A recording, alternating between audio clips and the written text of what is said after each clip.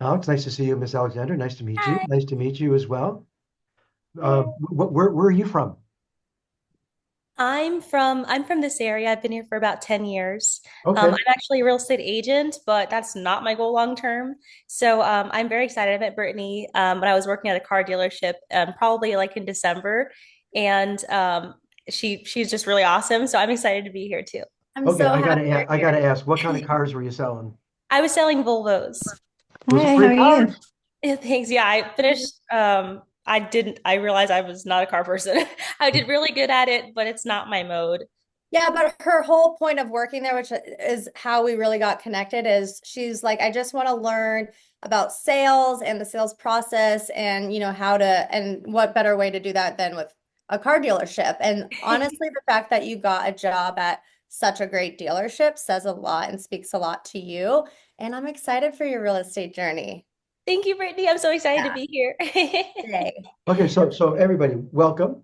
My name is Stuart Gethner. For those of you who don't know me, I have the honor of not just hosting, but I'm going to give one of the presentations this afternoon about underwriting.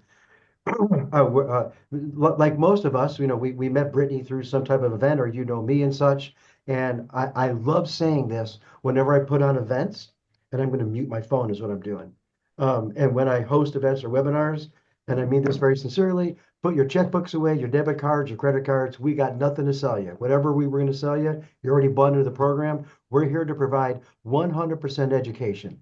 And the way we laid out the agenda today, which you should have gotten through the email, we'll go for about 50 minutes to an hour or so, take a break, 50 minutes hour or so, take a lunch, and then we'll come back. We'll hit it again this afternoon. We have times for questions and answers, and you'll see when I give my presentation, as well as Brittany and others, we give out our contact information because I always believe when the bell rings, class isn't over. You're going to go out in the real world. You're going to have some more questions. We want to make ourselves available. And so that's the whole point of when I put on educational events, they're educational events.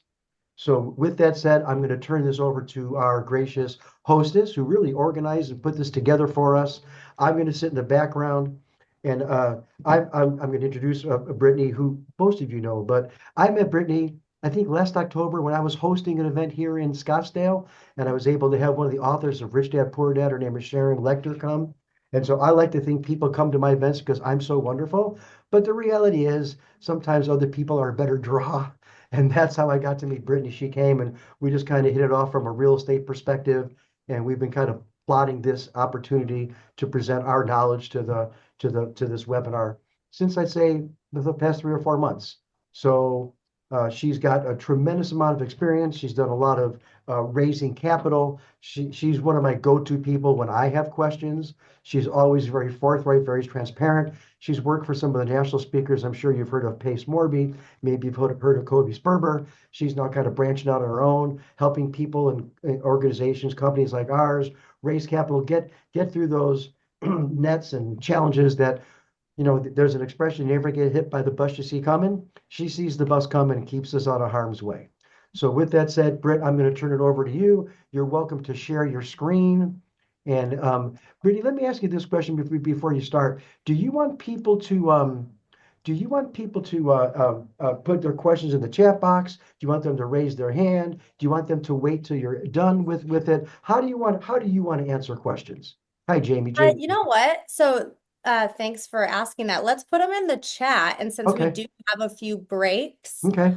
review the questions at that point, and then maybe when we get back, I can answer the questions that were outstanding, if that works. That works, and Thank I'll you. monitor the chat box. Okay. So without further ado, Hi, Ms. Brittany Jamie. Schulman, the stage is yours. Oh, thanks, Stuart. That was such a nice introduction.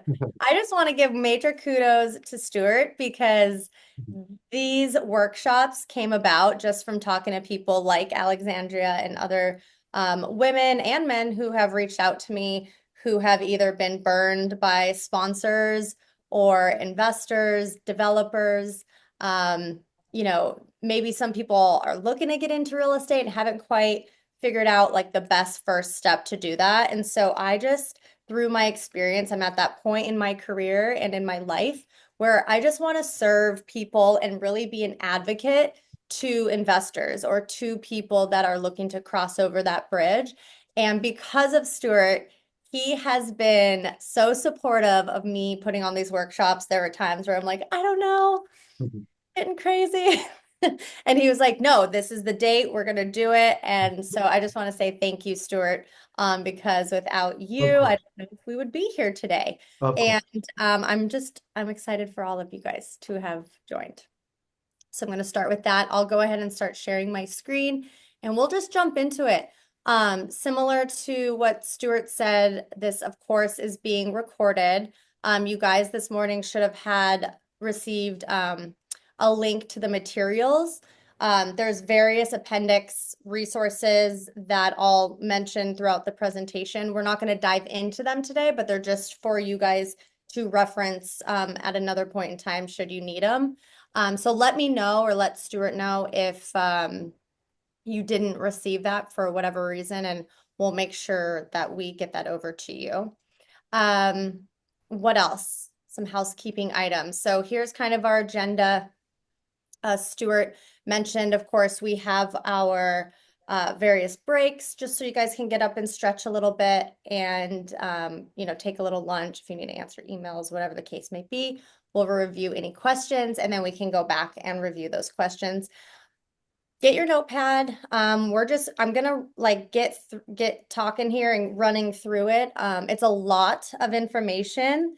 This is not a typical like webinar or virtual workshop that's like an hour. I really wanted to take a deep dive into all things real estate as far as a passive investor goes.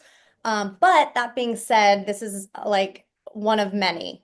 So I'm going to have more that are shorter and kind of do some spin-off workshops. So look forward to those. But get out your notepads, take some notes, write down questions.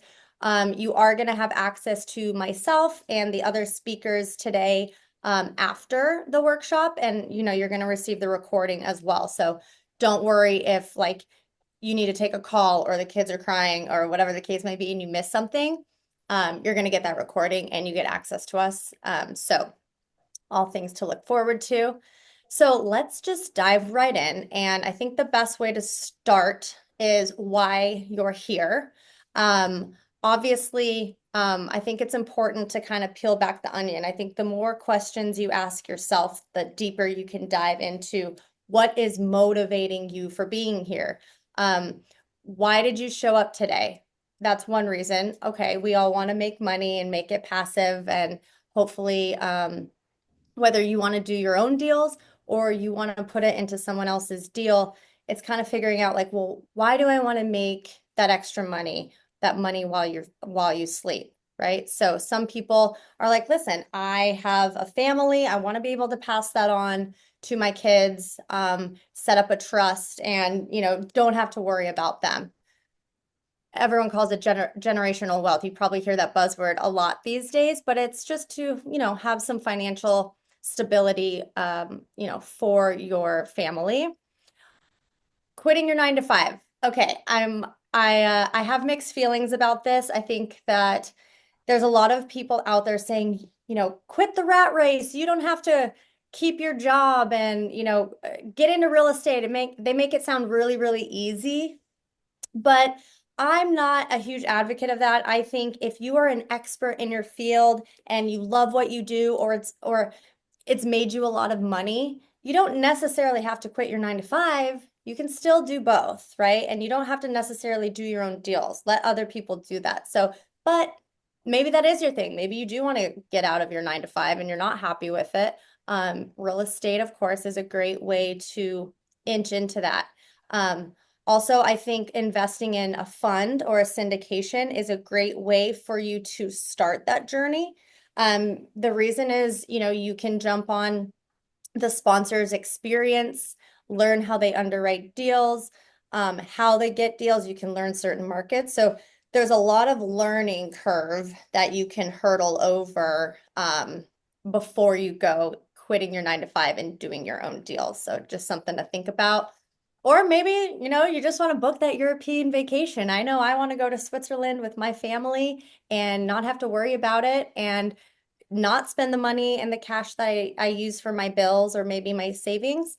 Passive income allows you to put it towards that. Or maybe there's Philanthropic causes. There are so many people out there that invest in funds, in real estate. They have a great job, they're making a lot of great money, but they just want to be able to give more. So, whatever your why is, I just want you guys to take a minute right now, write it down in the center of your notebook. Like, I just want you to write it in the middle, smack dab, before you start taking any notes, because it's really the nucleus or the nuclei of why you guys are showing up today and why you want to be a sophisticated investor in real estate. Like my animations, I'm so proud. Okay, so commercial real estate doesn't have to be super complicated. You don't have to be a landlord. Especially when it comes to multifamily deals, you're dealing with tenants and people, right? So if you enjoy fixing leaky faucets or dealing with people that do that, that's on you, but you don't have to be that landlord. And there's no need to learn construction and maintenance. That can get, a little complicated when it comes to doing like rehab deals or fix and flips. And then, of course, just passive investing, it's done right. I like to call it an elevated delegation when you can kind of pass that off to someone else to do all of these things for you. Okay, so let's get into some of the nitty gritty here. Obviously, I like to start with the negative and lead into the positive. So of course, real estate isn't all rainbows and cash flow. It can be extremely expensive. It can be a pain in the butt. Again, dealing not only with tenants, but you're dealing with brokers, you're dealing with contractors. It takes time and it takes knowledge to truly manage a property properly. And frankly, it can be a pain. So fortunately, there's a better way that you can have it all, and that is through funds and syndications. Here we go. So, okay, when I talk about a syndication and I talk about a fund, I don't know if you guys know necessarily the difference, but let's dive into that. So, a syndication is just one property, right? You have an address, you've got a property in mind, and you're going to pool capital together and purchase it. And a lot of times this can be a much easier approach if you're raising capital, because people like to see a very specific deal, right? So for instance, maybe a 300 unit apartment is not necessarily easily purchased on your own. Getting a loan and coming up with your own capital, that could be a lot. So people have a syndication that they raise capital for to be able to buy that property. The banks, a lot of times, they want to see that you put a certain amount of capital down. You got to put a down payment. You got to pay attorneys. You have to do a lot of due diligence work. So getting reports done, anything and everything to make sure that you can, move forward with the deal. It costs a lot of money. And so a syndication is directly contributed to one specific property. Okay. A fund is similar, but usually you're pooling capital together to purchase a variety of different properties. It could be one type of property, like maybe there's a specific buy box. You have multifamily, 6 to 20 units, or maybe it's 20 to 50 in a certain market like Phoenix, Arizona. There's a certain threshold it has to hit financially. But as long as it checks all these boxes, we can purchase the property. A lot of times you'll hear it called a blind pool fund. And the reason why it's called a blind pool is because you're going into it not knowing exactly what properties.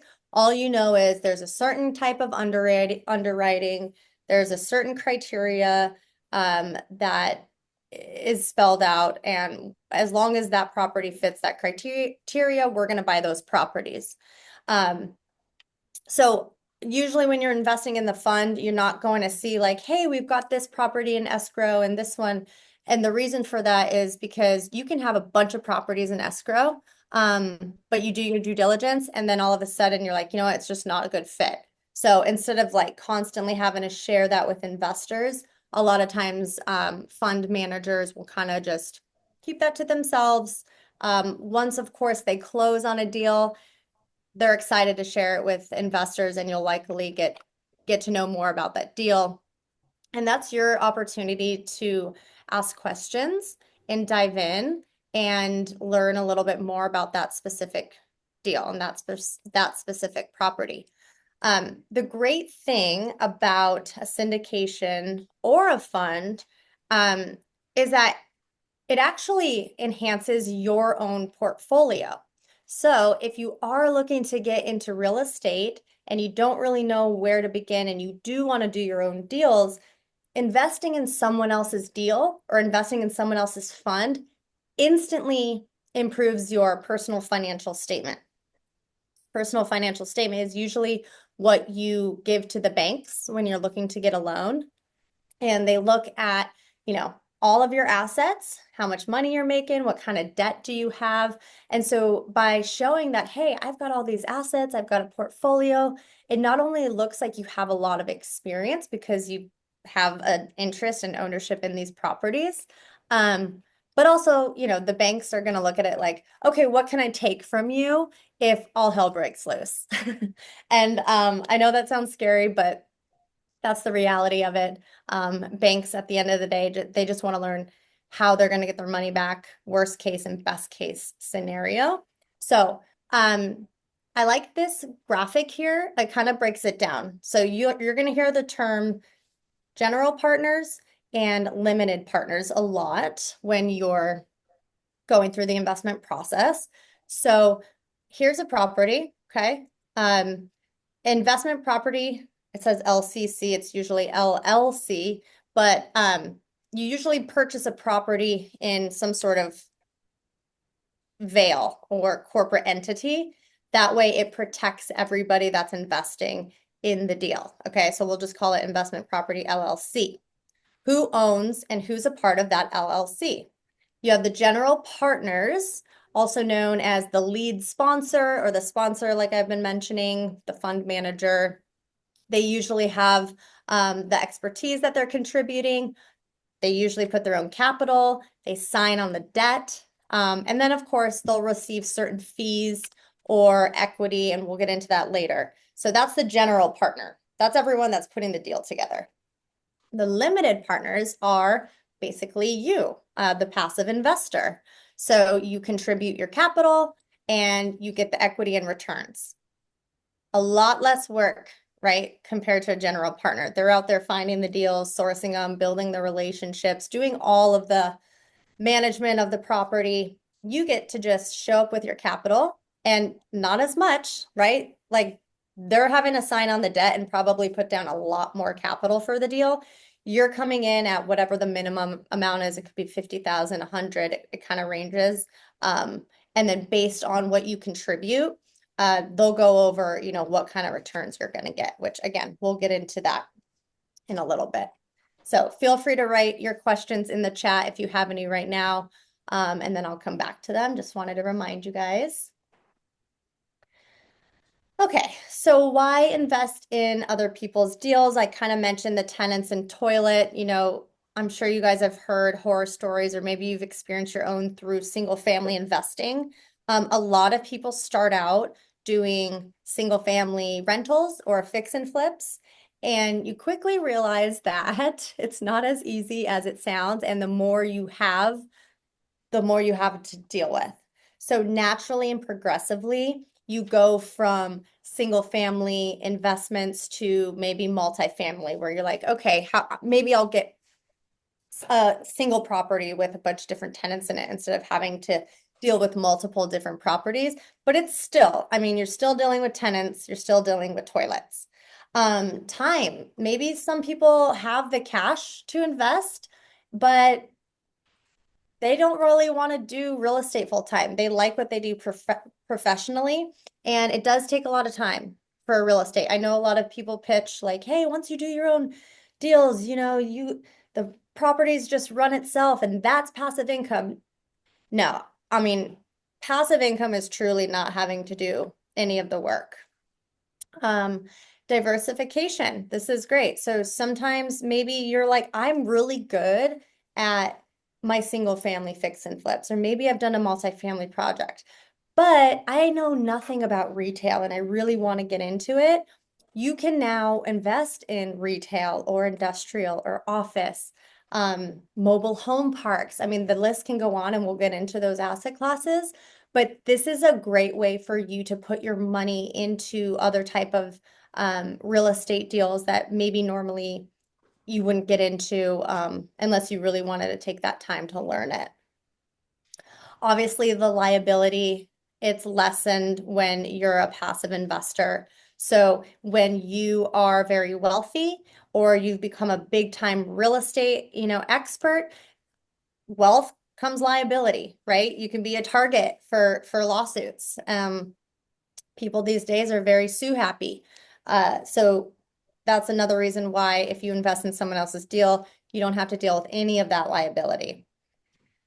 This is a good one. So lack of local investment opportunities. A lot of people may live in a really great market, but places like, for instance, San Francisco or New York or anywhere in California, you don't necessarily have the quality deals and the access to those deals, or even like the funding, because those deals are very expensive and they could be very thin in margin, right?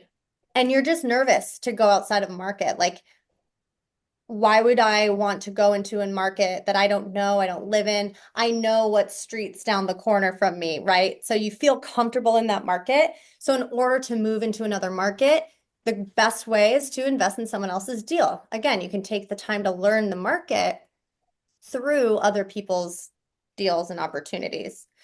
Cash. This can go both ways. Some people don't have enough cash, obviously, to purchase their own big commercial real estate properties, or they have just lack of experience and maybe they have plenty of money, but they don't have the experience. So either way, it can go hand in hand. Here's one, lack of desire. You just don't want to learn. That's fine. Maybe you're really great at technology and that's your thing, and AI and whatever the case may be. I just, I don't want to learn real estate, and that's totally fine too. Um, you can't find a deal. So it takes a lot of work and a lot of relationships, not just to find a deal, but to find the right deal. And you really have to be good at underwriting yourself or really trust the person who's doing it for you. A broker package at the end of the day is there to sell you on how glorious the property is. It's up to you as the real estate investor to really find out, where are the holes in this deal? And you can find that, I'm in a place where I can't find good deals. Like maybe I don't know enough brokers yet, right? Like in retail, for instance, it's very much a good old boys club. I don't know tenant reps. I don't know. So it just could be hard to find a deal and you just want someone else to do it. So this is where syndications really solve these problems. It gives you an opportunity to leverage the sponsor's knowledge, their experience, their deal flow, obviously their financial strength, the team. Once you really start scaling, and we'll get into this later, it takes a village. Don't let anyone fool you. So it does take a team. Obviously, you got to do a lot of market research. You spend a lot of time and money on reports. And then, of course, just the overall network and access to capital. Okay, suitability. So this is going into what makes an investment suitable for you. There's, of course, two very broad categories that you'll hear a lot. There's accredited and non-accredited. Okay, it doesn't mean there's some sort of certification that makes you almighty to be able to invest. Believe it or not, it's just a financial way to be considered accredited or not accredited. Obviously, if you're in like the financial industry and you hold certain licenses, maybe you don't make the financial threshold, but you have these certifications, you can be considered accredited because, of course, you're in the business, you're in the knowledge.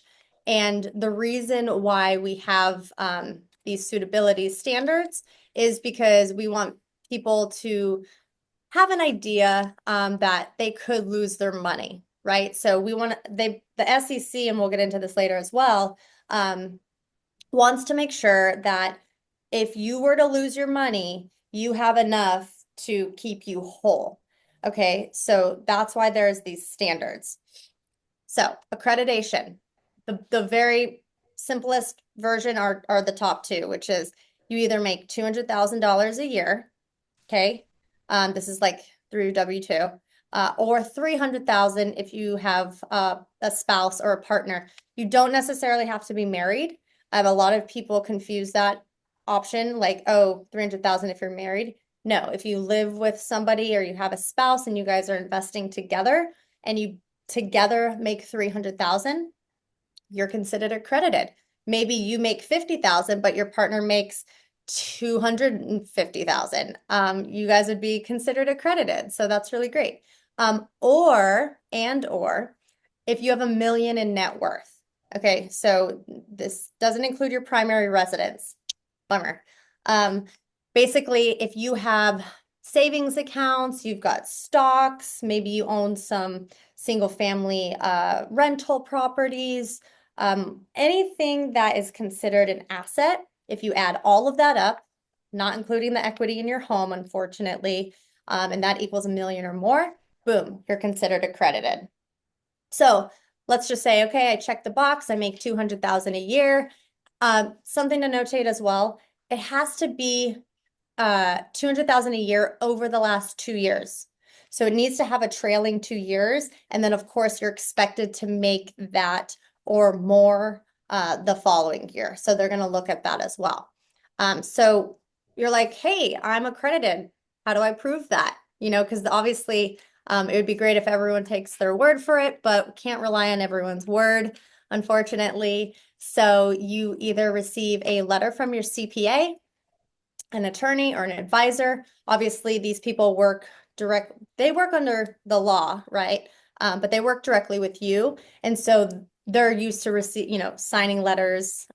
Sometimes the sponsor will have a form letter and they'll just give it to you for them to fill out, or your CPA attorney or advisor will just write one up. So that's one way. You can get it through a third-party website. I personally have used verifyinvestor.com. It's super easy. It's $60.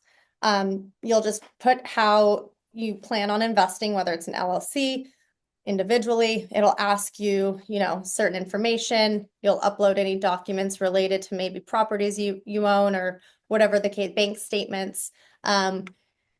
It's very user-friendly, and then they'll email you a letter within like 24 to 48 hours. This is honestly one of the easiest ways.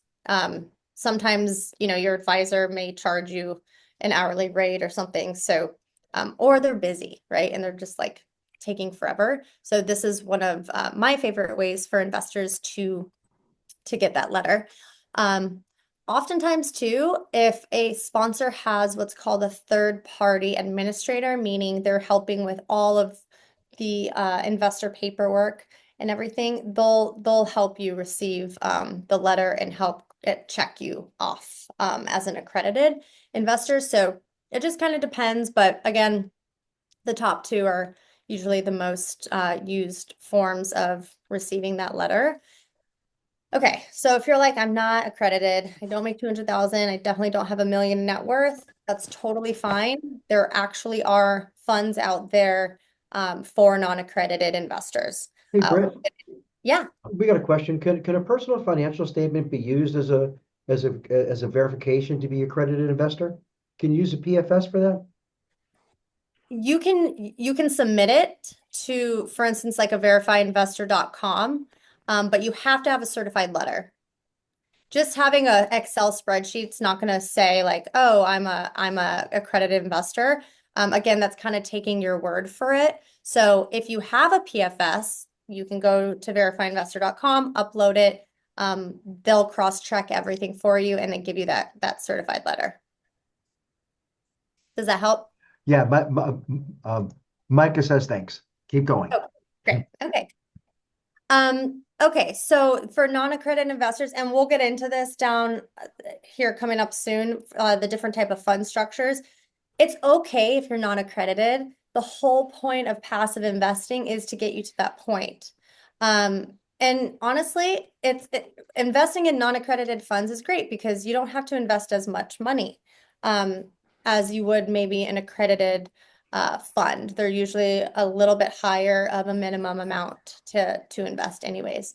Okay, so see Appendix A, I actually provided you guys in that link to the Google Drive a copy of what an accreditation qualifications are. So beyond just the net worth and the yearly, there's some certifications and other things like that. So feel free to read that at your own leisure.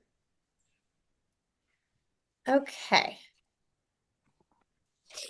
So beyond being an accredited investor or a non-accredited investor, it's important to know what the goals are for yourself and your own risk profile before you invest in any fund. So the question is, do you need monthly income? You might want to look at more like stabilized properties or stabilized funds that are investing, or maybe a debt fund, which we'll get into. So kind of look internally like what it is you're trying to find and what it is you're trying to achieve. Are you maybe chasing growth?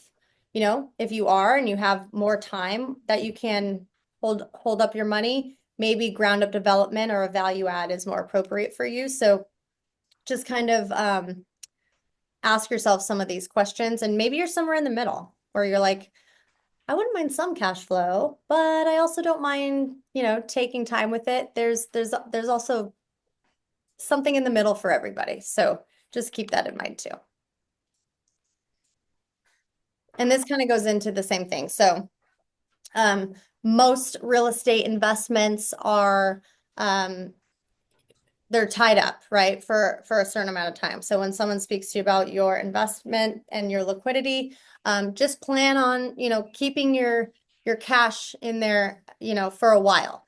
It's not like a stock market where you can just sell your shares at any given point in time. So keep in mind, if you're investing in a deal or in a fund, you're not able to usually pull it out.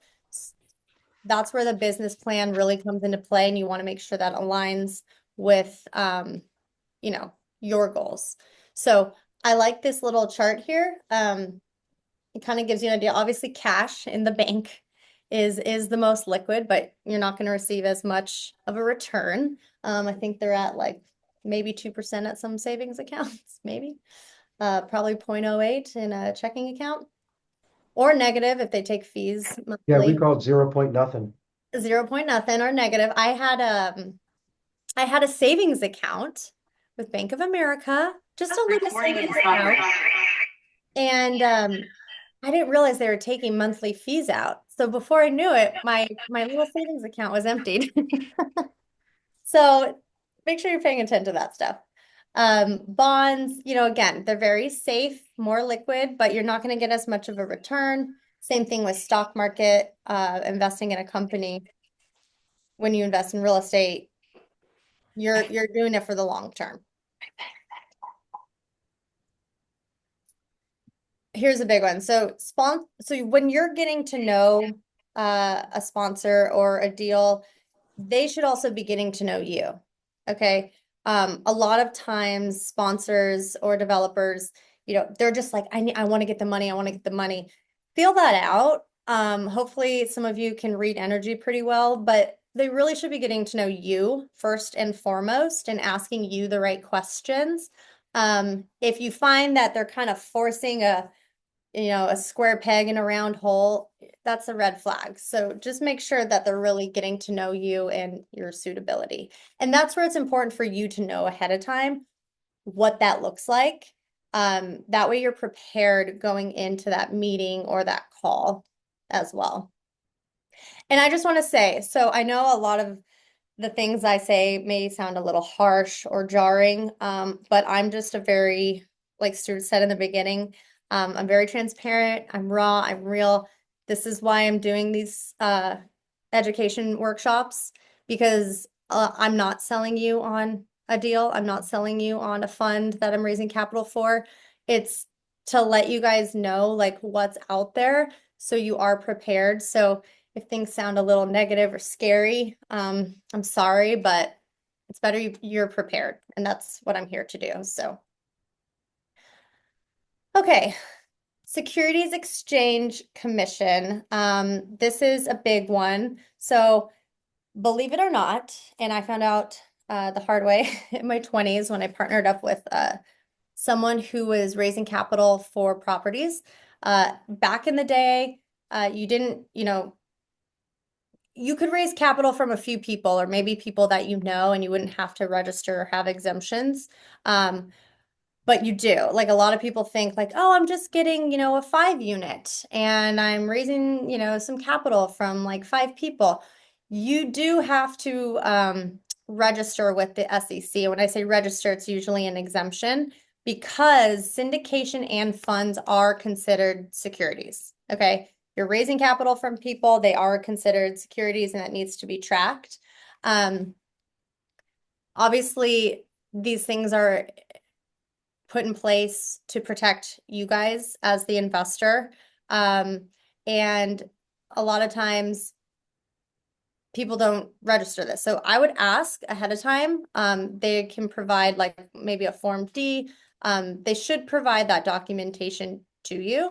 So just make sure the sponsor is abiding by the rules and making everything legal for, anyone can draw up legal documents, but just make sure, because if they're not doing that and they're not following the rules, your investment's certainly at stake. So kind of getting into some history to make it a little bit more concrete and fun for you guys. So the Securities Act of 1933, also known as they created the Security Exchange Commission, which is also known as the SEC. Because of what happened in 1929 and the Depression, they're like, okay, we should probably monitor what's going on in the market and then what's going on in the private market. So there's the public market and the private market. And they did this just to ensure, transparency, establish laws, help against fraud. That way, hopefully people's, investments were protected. So the Security Exchange Commission helped better disclose financials, how much money they're raising, what the minimum amount is. So they kind of helped with all of this. Now, to register with the Securities Commission is usually for like the public market and the stock market, which is very time consuming. It's very expensive. It's just very cumbersome altogether. And so the SEC was like, obviously, real estate needs to have some sort of registration, and they called that an exemption. And the reason for that is because sometimes a deal needs to close in a month, right? Some people don't have 3 to 6 months to file all these documents. Usually real estate moves a lot quicker. So they created these exemptions to be able to avoid that whole big registration process, but keep track of everything that's going on with these deals. So that is where the exemptions come into play. And this is where you'll see and ask different sponsors what kind of fund structure that they're using. So let's go over those right now. Okay, Reg D, Regulation D, 506C is one of the most known exemptions out there. It basically grants the sponsors from, an exemption from having to register fully with the SEC. This is only for accredited investors, meaning you have to be accredited to be able to invest in a 506C. It allows sponsors to generally solicit So that way they can use marketing, they can post on social media, whatever the case may be, and get as many accredited investors as possible. It's one of the less expensive ways to create your fund. So a lot of people like this because it gets rid of all of when you're dealing with a lot of different non-accredited and accredited investors, it can get really hairy. So it's just clean and easy. I like to call it the exclusive club because you have to be of a certain threshold. A Regulation D 506B is very similar, but it does allow a certain amount of non-accredited investors. So if you're non-accredited and you have a pre-existing relationship with the sponsor, it'll allow 35 people in a 506B. The rest, of course, will have to be accredited. You also cannot generally solicit if you have a 506B. So there's pros and cons to that, right? Yes, it's great you get accredited and non-accredited investors because maybe you have a mixture group of people that you know. But if you really don't know that many people to raise capital from, and you basically rely on that marketing, a 506B does prohibit a sponsor from posting to social media or any type of email platform to raise capital for the deal, which is where Reg CF comes into place, also known as crowdfunding. I'm sure a lot of you guys have heard of crowdfunding. It's a newer way of raising capital, but this enables as many non-accredited investors as you want, and you can solicit to the public. As a sponsor, there's pros and cons with that. I mean, the minimum can literally be as low as $50. So if you want to, I would say this is more for like smaller deals. A lot of times there's crowdfunding websites where you can just post it on their website and they help bring in, a crowd of people. But you're dealing with like thousands of investors at that point to get to, a certain threshold. So there's pros and cons, like I said. Reg A, I like to say it's the partially open doors, meaning you can have, again, both accredited and non-accredited, and generally solicit. So similar to a B and a Reg CF, it's a little bit of the both worlds. But a Reg A is under a lot of scrutiny. So you can either have raised 20, there's two tiers. You can raise $20 million within 12 months, or there's tier 2 where you can raise 75 million, up to 75 million within 12 months. This comes with a lot of reporting. It's very expensive to start up. And it's treated more on like a public company with all of the reporting and the financial reporting. So, depending where you're at in your journey with starting a fund, usually you have to have quite a bit of experience and quite a bit of capital to want to do this. And that's just because they're protecting the investors. So these are the most common. So make sure you ask, hey, what kind of structure? Because again, if you're non-accredited, you're only going to look for Reg CF, a Reg A, maybe a 506B if you know the person. But if you're accredited, you can honestly invest in any of them. So, okay, so now that we know the different exemptions, let's go over the type of funds.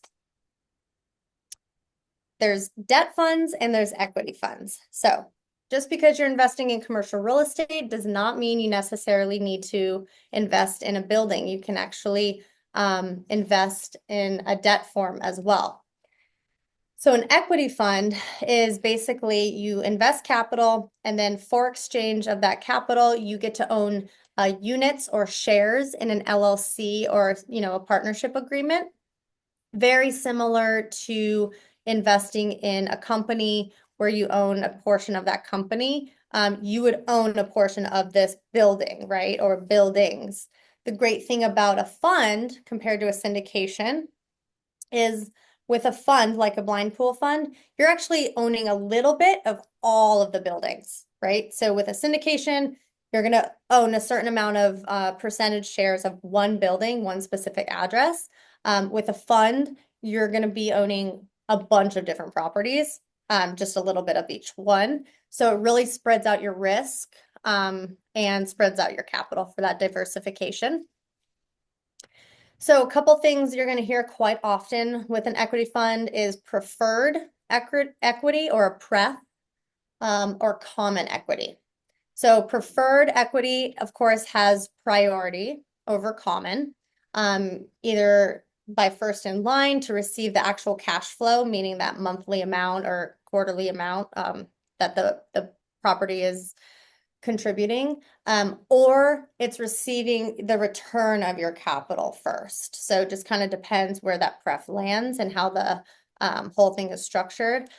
We'll get into this later. In fact, Stuart's going to talk about this with the underwriting, but those are the two common equity shares that you're going to hear the most. Now, with a debt fund, it basically means that you are the bank, essentially. So a lot of times people are like, hey, I'm going to start a fund, I'm going to raise capital, and we are going to be the bank, like a private lender, to lend on these properties. So it's a little bit different because you're not owning the property, so to speak, but you are essentially lending on the property and you're owning like the note.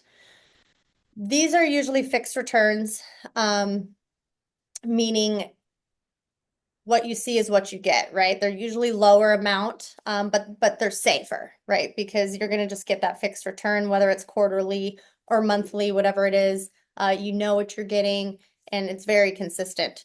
With an equity fund, they're a little bit more risky, but you know you're probably going to get more out of the deal because you're in it long term. You're owning the property. There's probably a little bit more risk in doing value add components and fixing it.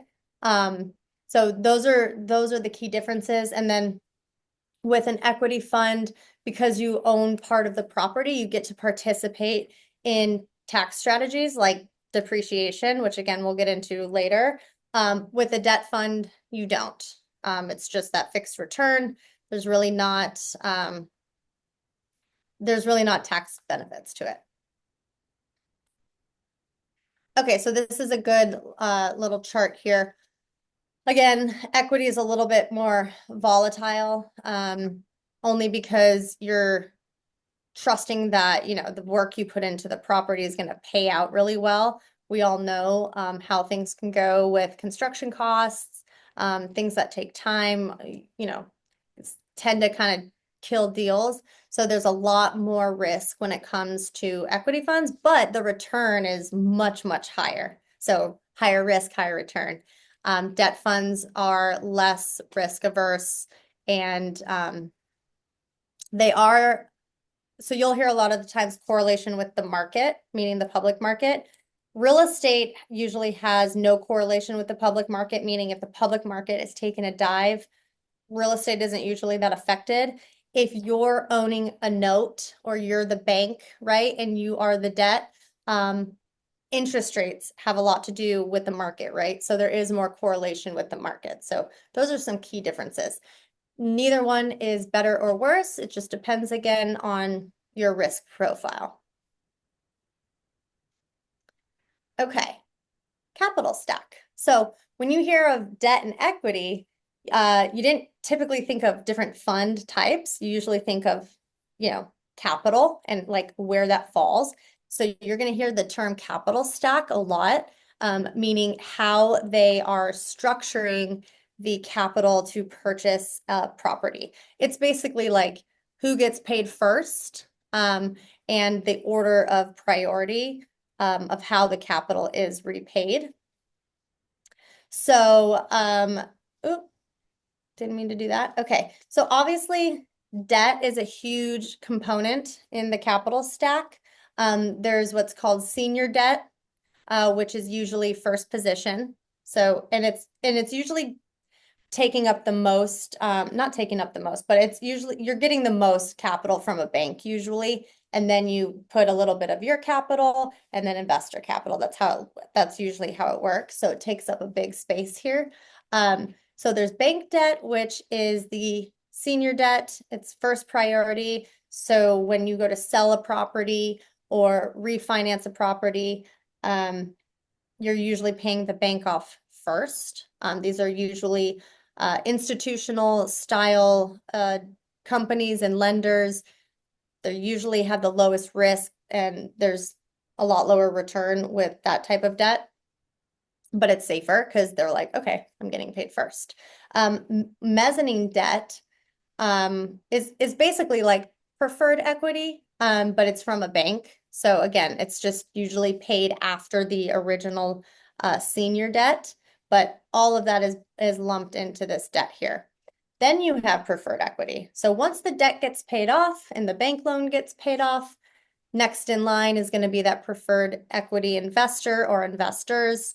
Again, whether it's through cash flow or from the sale of a property, just kind of depends where that preferred equity. And then there appears the common equity, third in line. The preferred equity, you guys, also is usually more of a fixed rate. So there's a return when you go to sell the property. A preferred return is usually like, okay, some sort of, I hate to use the word guarantee because you shouldn't use that legally, but it's some sort of, predictable amount that's fixed that you're going to receive.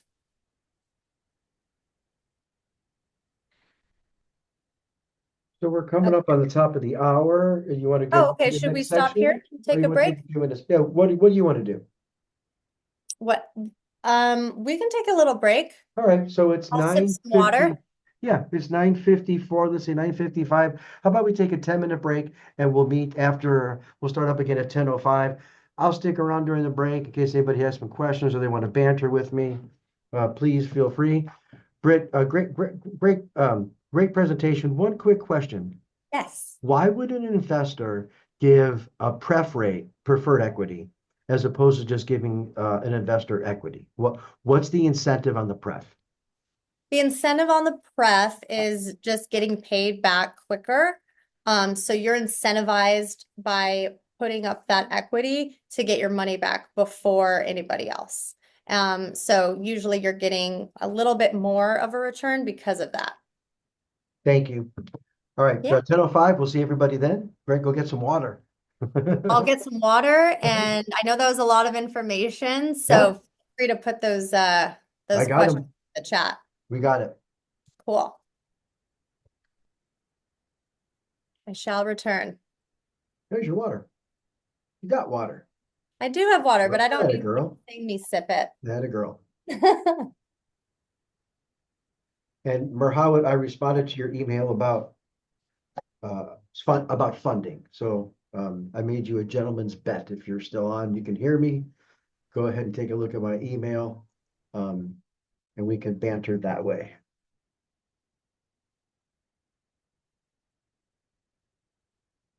Or we can talk right now.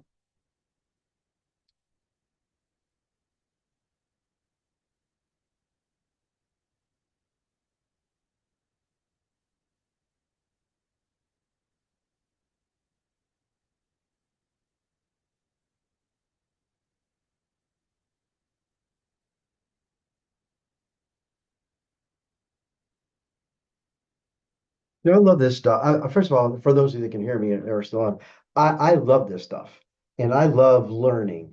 And I've been doing this for quite a while. I think I bought my first investment property when I got out of pharmacy school in like 1997, and I'm still learning. I'm still learning pref equity, 501, the reg funds, reg A, reg D.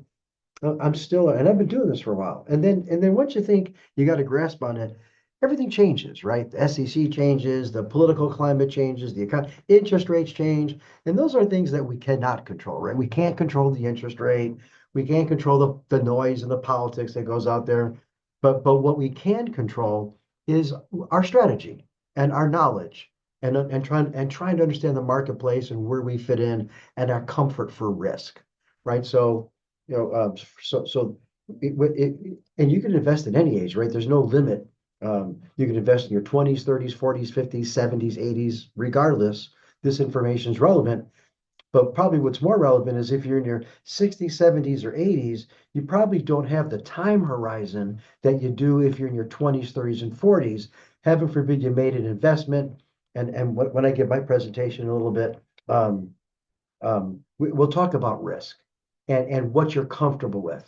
And so those in their 20s and 30s and 40s, should an investment go awry or not do as well, you have the time horizon to recover. You're in your 70s or 80s, probably don't have the time horizon that you would for someone in their 20s or 30s. So I think the information that Brittany's giving is awesome, and we're really getting educated. But everybody has to figure out for themselves what's your comfort level, right? So are you comfortable investing in your neighborhood? Are you comfortable investing in a fund?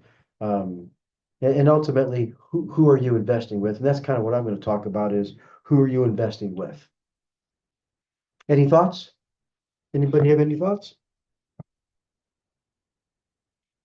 Obviously, you have to unmute yourself if you have any thoughts. And if you don't, that's fine.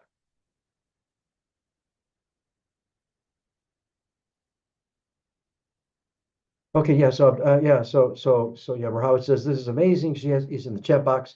I was always wondering how private funds or any funds work really. I only used a HELOC and a hard money lender.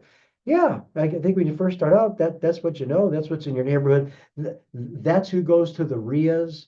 If you go to these real estate investing association groups, that's who shows up there, are hard money lenders, individual lenders. Where are you going to learn about pref equity? Where are you going to hear the expression mezzanine? Where are you going to hear waterfall or hurdles? But that's the lingo that they use. So understanding and Brittany's helping us decipher it, understand it from a layman's perspective, so that when we have a conversation with others, we're comfortable understanding what they're talking about. And that's why I was really happy to be able to jump on that. Okay, and Alex writes, I'm absolutely love this. I'm 23 years old. Difficult to grow without knowing the right people. You're right. I'm so grateful this is accessible to me personally through education. Well, first of all, I'm going to say you're welcome, but I got to be honest with you, Alex, you paid for it. So you actually spent the money, you showed up, and you're attending, and you're newly married. Congratulations to you. So I don't have a very big CRM. I probably have 3,000, maybe 3,500 people. I know Brittany probably has a larger one, CRM, but look how many people are on this call. What do we have, like a dozen? So this information was available to everybody. Who showed up? Who paid the money? Who's sitting their butts in the seats? Who's taking notes? Who's asking questions? Who's trying to learn? And I guess what I'm asking is who's taking action? And not just action, but inspired action. I think you came to the right place. You're learning, you're educating, and that's half the battle, understanding what you're getting yourself into. Knowledge is power, proximity is power, and you're here. Well, you know what Go I ahead, always go ahead, go ahead, Britt. Yeah, Britt. I always say knowledge is leverage and leverage is power. So being able to have as much knowledge gives you that leverage in a room, so you can, have the power to make whatever decisions you want. And of course, I have to read this one, Britt. I Yeah. finally used a DSCR loan because Stuart taught me that, and I am forever grateful. So how Oh, about that, huh?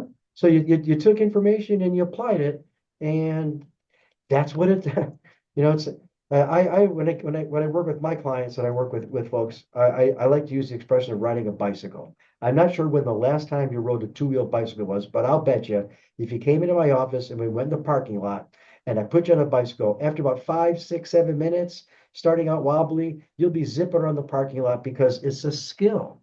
It's a skill that you learned when you were a kid, and this is a skill that you're learning today. You're learning this knowledge, and you're going to start applying it. And maybe the bicycle models change. I used to have a 10 speed. Now they got bigger wheels. Now they got bikes you can sit in and ride. But at the end of the day, the skill set stays the same, right? So kudos to you for showing up, and kudos for asking questions. And please ask questions. You paid for it, so we're here to help. But the goal at the end of the day is you get some knowledge and then you apply it to your benefit and your family's benefit. So kudos to you guys. yes, I totally agree. Micah says, we're doing lots of DSCR loans now. Most people in the local investor group didn't know about it until about 6 weeks ago.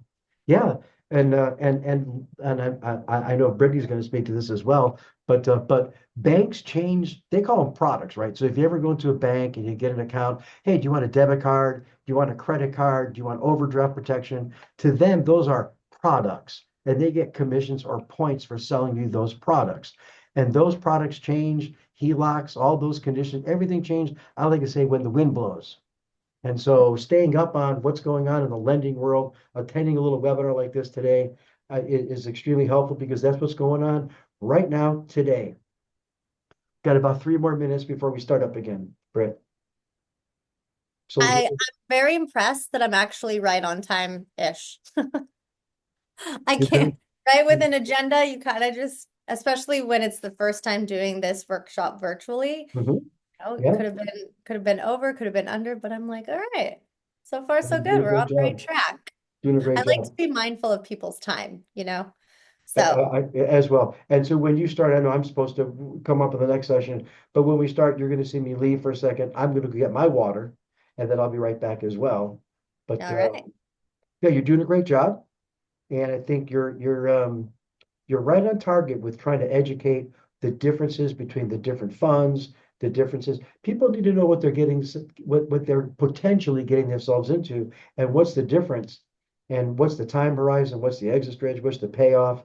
And I think you stepped away, but I said, where else are you going to learn pref equity? Where else are you going to hear the expression mezzanine, mezz funds? You don't get that in real estate school. You really don't. You don't get No, that in and RIAs. You sponsors don't get don't that in take the time RIAs. to teach that to you. And Right. a lot of times they're throwing out these big terms and all this terminology, and it's intimidating, and people don't want to, you know, look uneducated or like they don't know. They want to come off like they're sophisticated, but they're like, I have no clue what this person is saying. It's going right over my head. So you know Oh, what? I'm just going to trust that they know their stuff and I'm going to throw my money at them. And then, oops, they had no clue what they were doing. They were just trying to confuse you. so Uh, you're right. You're right. And it's uh, good to and I know. and I can honestly say, being in today's webinar with you, I like being the dumbest person in the room because you're teaching me a lot, and I've been Well, doing this for a while. So to still continue on, I think is that, we got. that's the beauty of real estate is you're always learning. I've seen it all under the sun, and I'm sure I have a lot more to see. Yeah.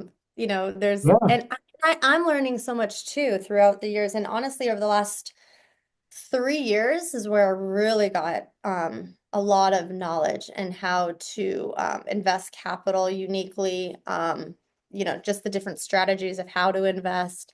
So it's a constant like merry-go-round of knowledge. And Mike has appreciated the information. He's interested in working with you and explaining everything. We're ready to get going, but can I just ask you to explain one thing? What's up with those alligators in the back behind you? That's an interesting picture. So These just are my pets.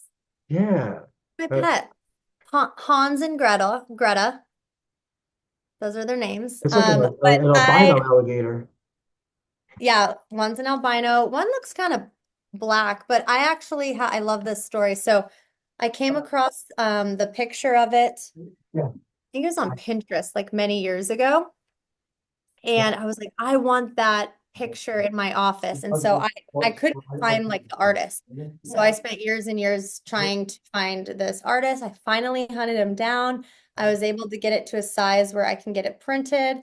I then got I got the frame from I think it was from Craigslist. It was this local girl who bought these old frames and refurbished them, and um, it's a very heavy frame. So anyways, I got it framed. I basically curated my own art, and then I had it hanging up in my apartments through the years. And then when me and my husband moved in together, I went to put it in our master, and he was like, "Oh, hell no." Those things are super freaky. I do not want them in our room. So I'm like, you know what? The office is where it was supposed to live anyways. But back in the day, I think what really caught my eye with it, back in the day with commercial real estate, saying you were like a shark in the business was always the term. Like, I'm a shark, and all these, brokers, these male brokers coming off all like strong and hefty, like they're great in business. I was always like, I think it'd be better to be an alligator or a crocodile because they survive on land and water. And so I just thought it was a cool piece and a nod to commercial real estate. So that's my little story. So yeah, it either freaks people out or they really love it. But they're my little pets. Okay, so I think Stuart is taking a, thank you. I'm glad you love it. Yeah, it's funny because I actually take my Zoom calls from here a lot of the times. And obviously I speak with investors and I speak with all sorts of people. And it's definitely a mixed review, but needless to say, it's a good conversation piece. And hopefully will stick around with me. Just can't be in my house apparently. But I actually looked it up too. And alligators represent strength and survival. So there really is a positive meaning behind them. And they're just really cool animals. I'm glad Stuart asked.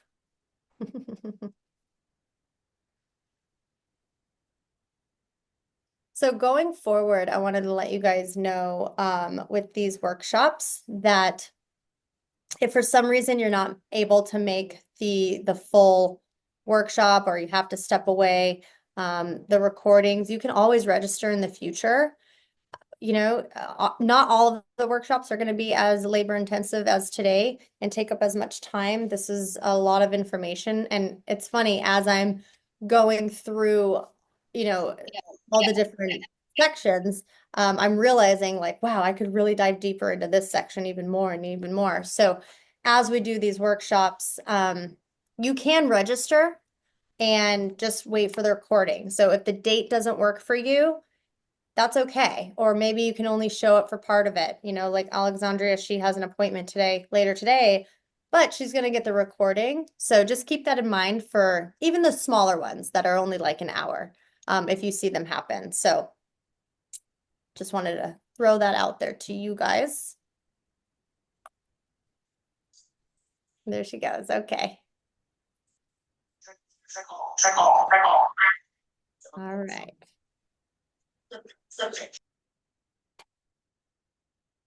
Well, should we get going here, Stuart? Round two? It is time to start. Let's start. All right. Let's start so we can finish. Indeed. Okay. So let me share my screen here again. Hopefully I answered people's questions along the way. I don't know if the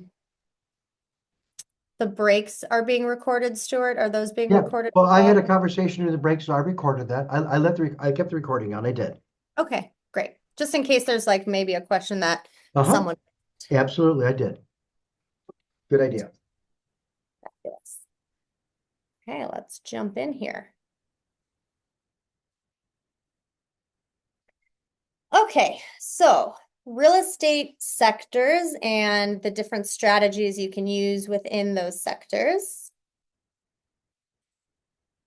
Okay, so when you hear a sector or asset class, it's basically the type of property.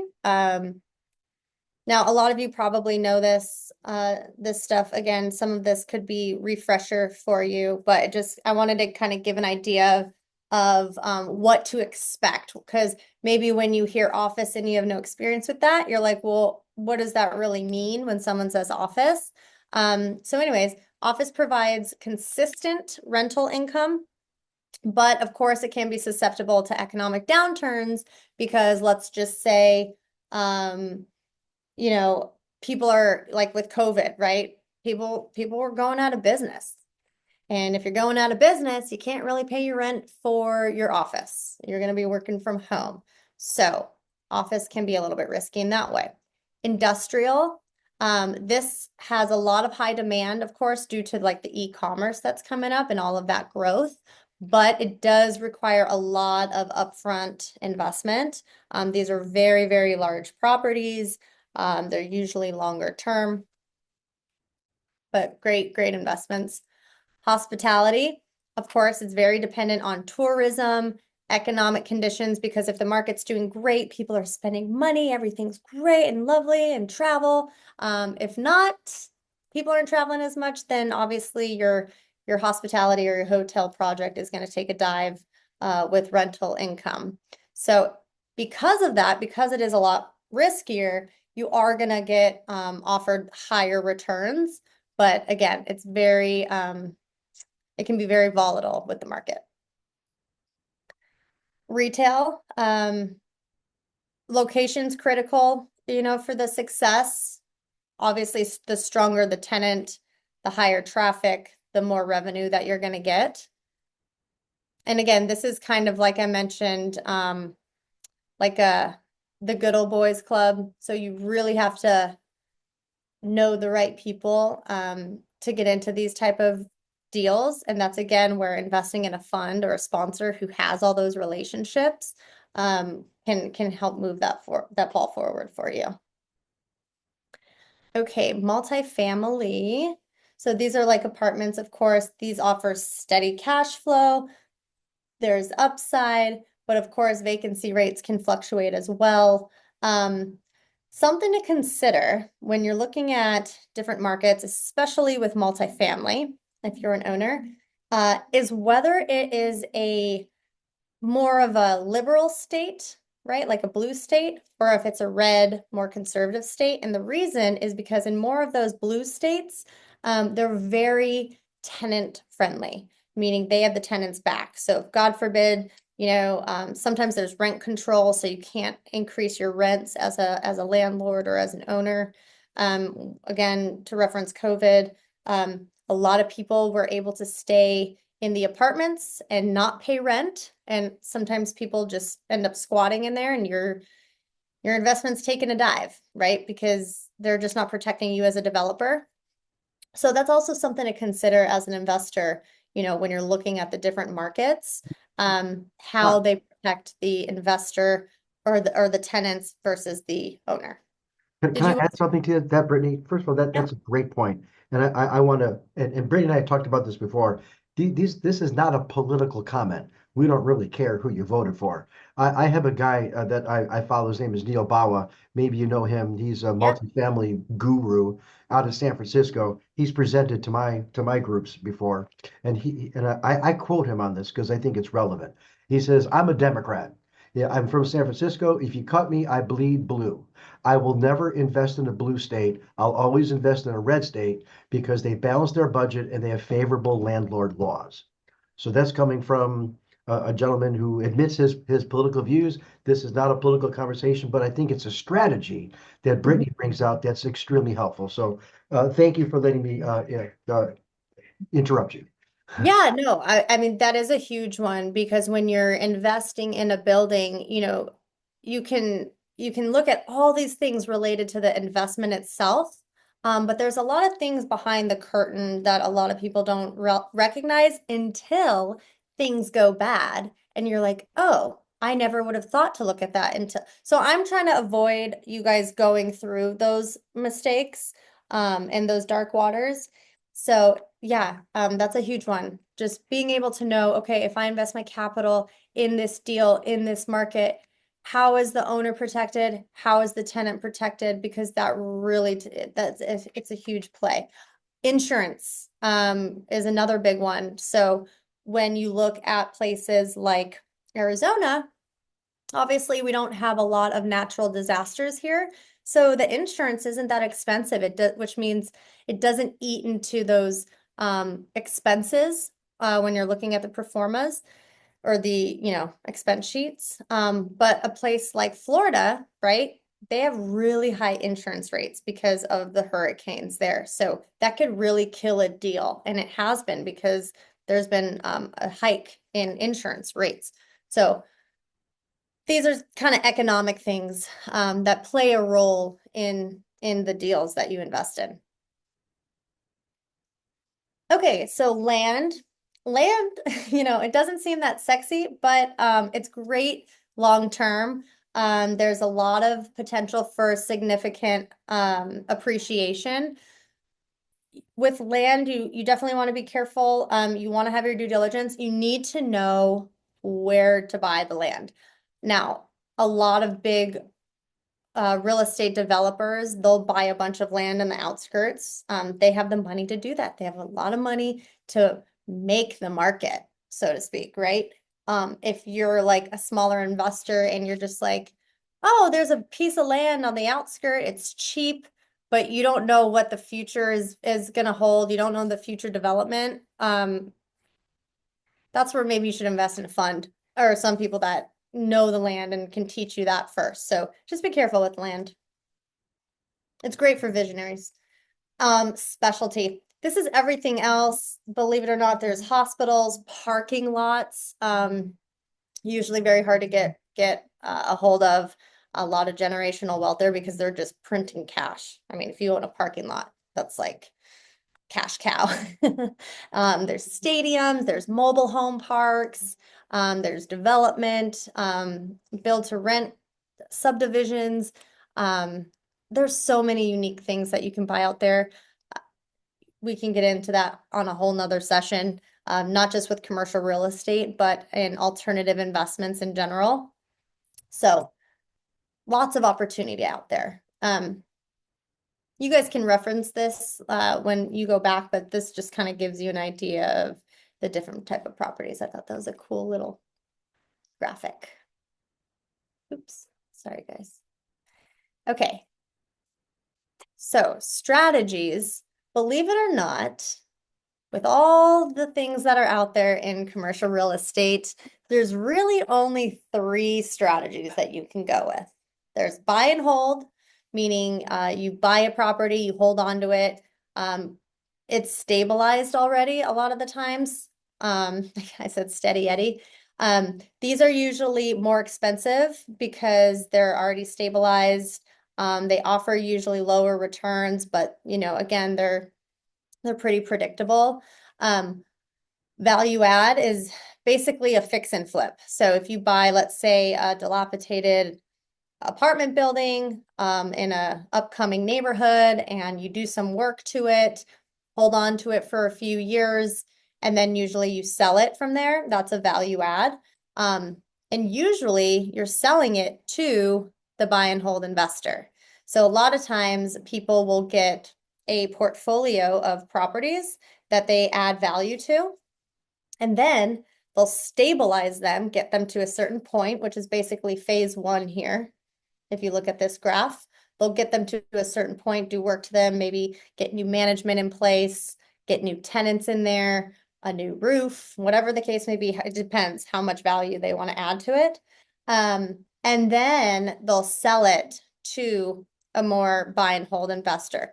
These buy and hold stabilized type investors are usually, not always, but usually much bigger firms, like a REIT, a real estate investment trust. You guys have maybe heard of that. And I didn't get into that today because that's a whole nother animal. We're focused more on the private sector. Real estate investment trusts are usually these bigger companies. They're public. They can buy like a scoop of properties from you. So that's a great strategy. If there's a fund or a syndicator that is buying a bunch of properties, adding value, they're going to hold on to them and then sell them as a portfolio. It's a great strategy. Just make sure they know what they're doing and their underwriting is appropriate and they're not being overzealous with their financial projections. Then, of course, there's development, which is the most risky. And the reason why there's the most risk with development is time. At the end of the day, I don't care if it's a business deal, if it's a real estate deal, the longer you go through time, the more problems can pop up, right? The more things can happen. So you could be starting off and it's a great economy and the market's great and construction costs are cheap. You're going through all the process for entitlement to get this property ready to develop. But then the market takes a tank. It's harder to get permits. Construction costs go up. Your whole financial projection got just rumbled. So development does take on more risk, and you really have to make sure those financial projections are solid and that you have a reputable developer development, you want to make sure that there's a lot of experience backed behind them. Not only experience, but a good financial profile as well.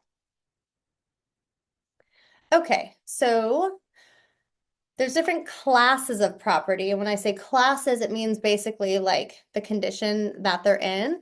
So a Class A property means it's the creme de la creme. It's in a great location. It's in great shape. Usually there's like higher amenities going on. With that being said, again, usually institutional investors will buy these type of properties or like bigger properties. It's lower returns, but they're stable. So that's Class A. Class B, of course, it's not as prestigious, but it's still a very great location. Maybe it's, secondary location and perhaps a little bit older. So you can put some work into it to create some value. And they're probably, or you don't even have to put work into it. It's just a great location. There's always going to be tenants there, but it's just a little bit older. So that's Class B. Class C is obviously a less desirable area. That could be maybe an area that's up and coming in a few years. It's not quite there yet. Usually these buildings are much, much older, like 30 years or so. They're vacant a lot of times because no one's managing the property correctly. And someone just didn't want to put work into it. So those are the three most common. I have rarely come across Class D. I mean, this is like a Class D is probably more of a location where a big developer is going to come through and quite honestly wipe everything out and build new. So usually it's determined by Class A, B, or C. There's a lot more terminology. We were talking about, just the different terms. I'm not going to get into that today. That's pretty much just reading definitions. I provided it in this appendix, you guys. But if you come across one that you have a question about or you need further explanation, just reach out to me. I'm happy to go through it with you guys. Sometimes it's easier to understand things in person or when you're having a conversation about it versus just reading it on a piece of paper. But the goal for you guys and that I wanted to provide is just understanding the terminology getting thrown out there. Because like Stuart and I were mentioning and discussing on the break, a lot of these funds and these sponsors, these fund managers, they can throw out a whole bunch of terminology at you and you don't feel very prepared or educated. And so you don't want to ask questions. You don't want to ask what it means. And then you're like, whatever, I just believe them. It's fine. It's important to know the different terminology that they're throwing out there. Because there's a lot of meaning behind it and it's very nuanced. So anyways, I just provided some of those key terms for you guys. Let me know if you have questions. Oh my gosh, Stuart, are we at your... Is it me? Is it me? Is it me? It's almost you. Okay, good. Good. It's So almost you. so I have an idea. Well, since Yeah. I'm going to go for an hour, why don't we go ahead and take as much time as you want. We'll take Okay. another short break, and then I'll be Sure. able to hop in and I'll be able to set up my PowerPoint and all that stuff. Yeah, that's great. Cool. Okay. So, when you are, okay, so the due diligence part is basically evaluating sponsors, evaluating deals. This is like the meat of it all. What I was speaking about before is just like a umbrella overview of kind of what's out there, the different options. You've got different property types in different locations. What kind of funds are out there, whether it's a accredited fund, a non-accredited, a mixture. Now you're getting into like, okay, I think I've narrowed it down to a couple of funds or a couple of sponsors that I want to evaluate and talk to. Now what? Like what do we get into here?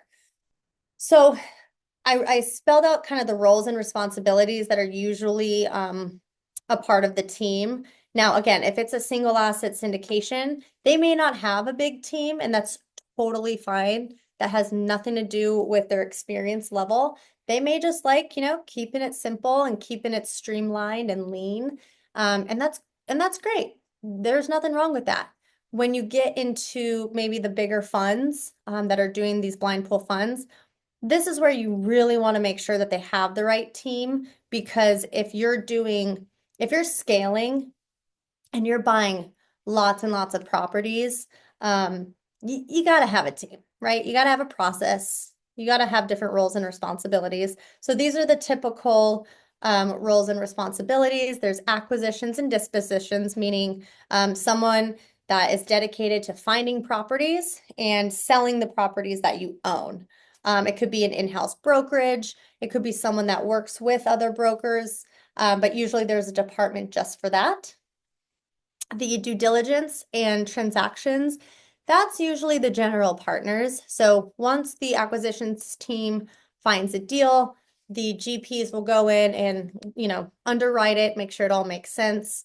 They'll go through the whole due diligence process to make sure they want to move forward. And then, of course, sign on the debt, do all that good stuff. Debt and equity structuring. There's not always a department just for this, but collecting different debt and lender relationships along with certain equity relationships outside of just investors, and structuring that and be able to say, okay, for this type of deal, I think this lender would go for this type of deal because of the vacancy. So there's really an art to that. And a lot of these funds will have a department that just focuses on that. And it's always changing. The debt and equity space is always changing. So having like somebody or a team that focuses just on that and those relationships is really important.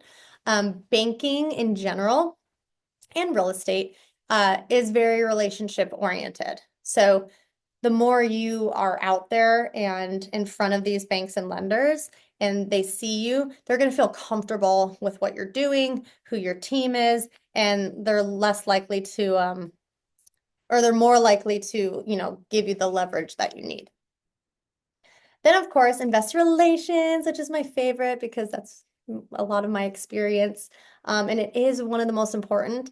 These are the people that you speak to right off the bat as an investor. They're going to go over, they may not have like the nuances of every single deal. That's not their job, but their job is to go over, how the fund is structured, learn about your suitability and your goals to see if it's aligned, communicate with you. Even after you invest, you're going to be working with the investor relations team because they're going to send you updates on everything that's going on. And so you want to make sure like you like that person or that team to be able to stick with them for a few years. Then there's asset management. So asset management and property management, very similar, but not. So an asset management team oversees the entire portfolio of properties and basically the bird's eye view. Property management is managing that specific property. And so the asset manager usually is overseeing the property manager. Now, a lot of times, if it's a bigger fund or a bigger company, they have their own property management. Other times, people just hire third-party property management, and then the asset managers will kind of work with them. So it just kind of depends. And then accounting and tax, this is a big one, but honestly, a lot of times it's not in-house. Some people have in-house accounting, tax, and legal, but a lot of times it's just third party, CPA that handles all of the, they'll work with investor relations, right, to get all your tax forms together and make sure your distributions are correct. So that's like overall the roles and responsibility. When you are meeting these sponsors or these funds, ask what their track record is, right? This is your opportunity to ask as many questions as you want with them. Have they gone full cycle on deals? What's their experience? How do they communicate? Is it clear? Is it consistent? Are they aligned with investors, or what are their fees? This is your chance, and we'll get into some of these questions later, but that's your chance to really get to know them, right? Because at the end of the day, the deals are great, but you're investing in the sponsor, right? You're investing in the team. And like I mentioned before, your investment is illiquid when it comes to real estate. So you're invested with these people for years, usually, right? I mean, some of them are 1 year, 3 year, 5 year, 10 years, upwards of 10 years, right? So you want to make sure like you know who you're getting in bed with. Okay. So that's on the sponsor side. When it comes to evaluating the deals, just on a very high level, obviously you want to look at the physical condition of a property, the age to determine the class, kind of the maintenance history, all the money that's going to go into it. This is all going to be on the financial projections, also known as the pro forma, which Stuart's going to get into. Something to note with this. Obviously, you're not and maybe you are, like a home inspector or someone who's really good at construction or contract work. But you really want to look at the physical condition, because if a property is 30 years old, right, and maybe needs a new roof, that's a big expense. If they don't have that on their line item, red flag. So pay attention to what is really going on with the property and what their goal is for the property. If they're trying to keep it for, 5 years and they have no plans to get new roof, what if something happens to the property? And are they insuring the property? Because if that property, let's just say the roof caves in, hey, we weren't expecting that, right? And that can eat into your investor profits.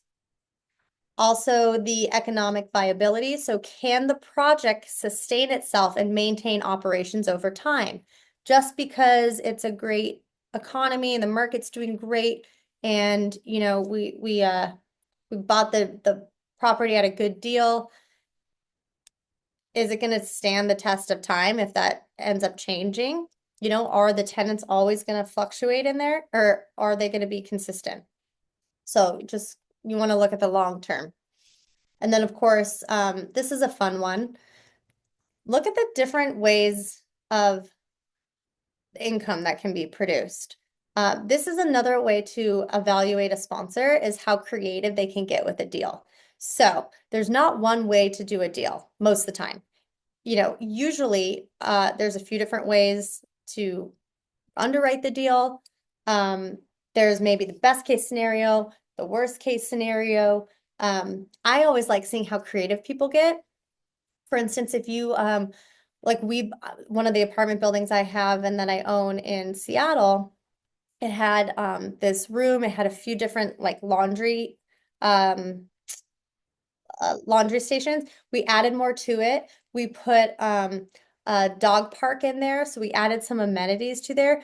We put storage units for some income. We also put bike storage, so you can rent that, a vending machine. So there's so many ways you can get creative with income. So this is always fun, is to look at the other revenue streams and how creative these sponsors are with them. There's a lot more to it. And so what I did is I created a due diligence checklist for you guys that really goes over what to ask the sponsors about themselves, about the deals, about the underwriting. So it's a pretty detailed due diligence checklist.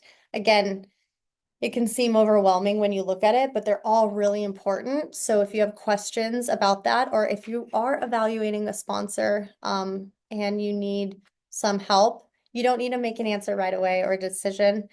Feel free to reach out to me and we can kind of go over those answers that they give you. Uses of funds. So you'll see in a financial pro forma, there's called a source and use, meaning the source of where the money is coming from and how it's being used is the use. So are there acquisition fees, disposition fees? Are there reserves? If God forbid something goes wrong, there should be a good reserves line item there. You want to have a just in case type of padding. And then other fees. I would really pick apart the fees, because a lot of times the sponsors are making money regardless if you make money. And that's where you want to kind of look out for those red flags are the fees and who's actually getting those fees.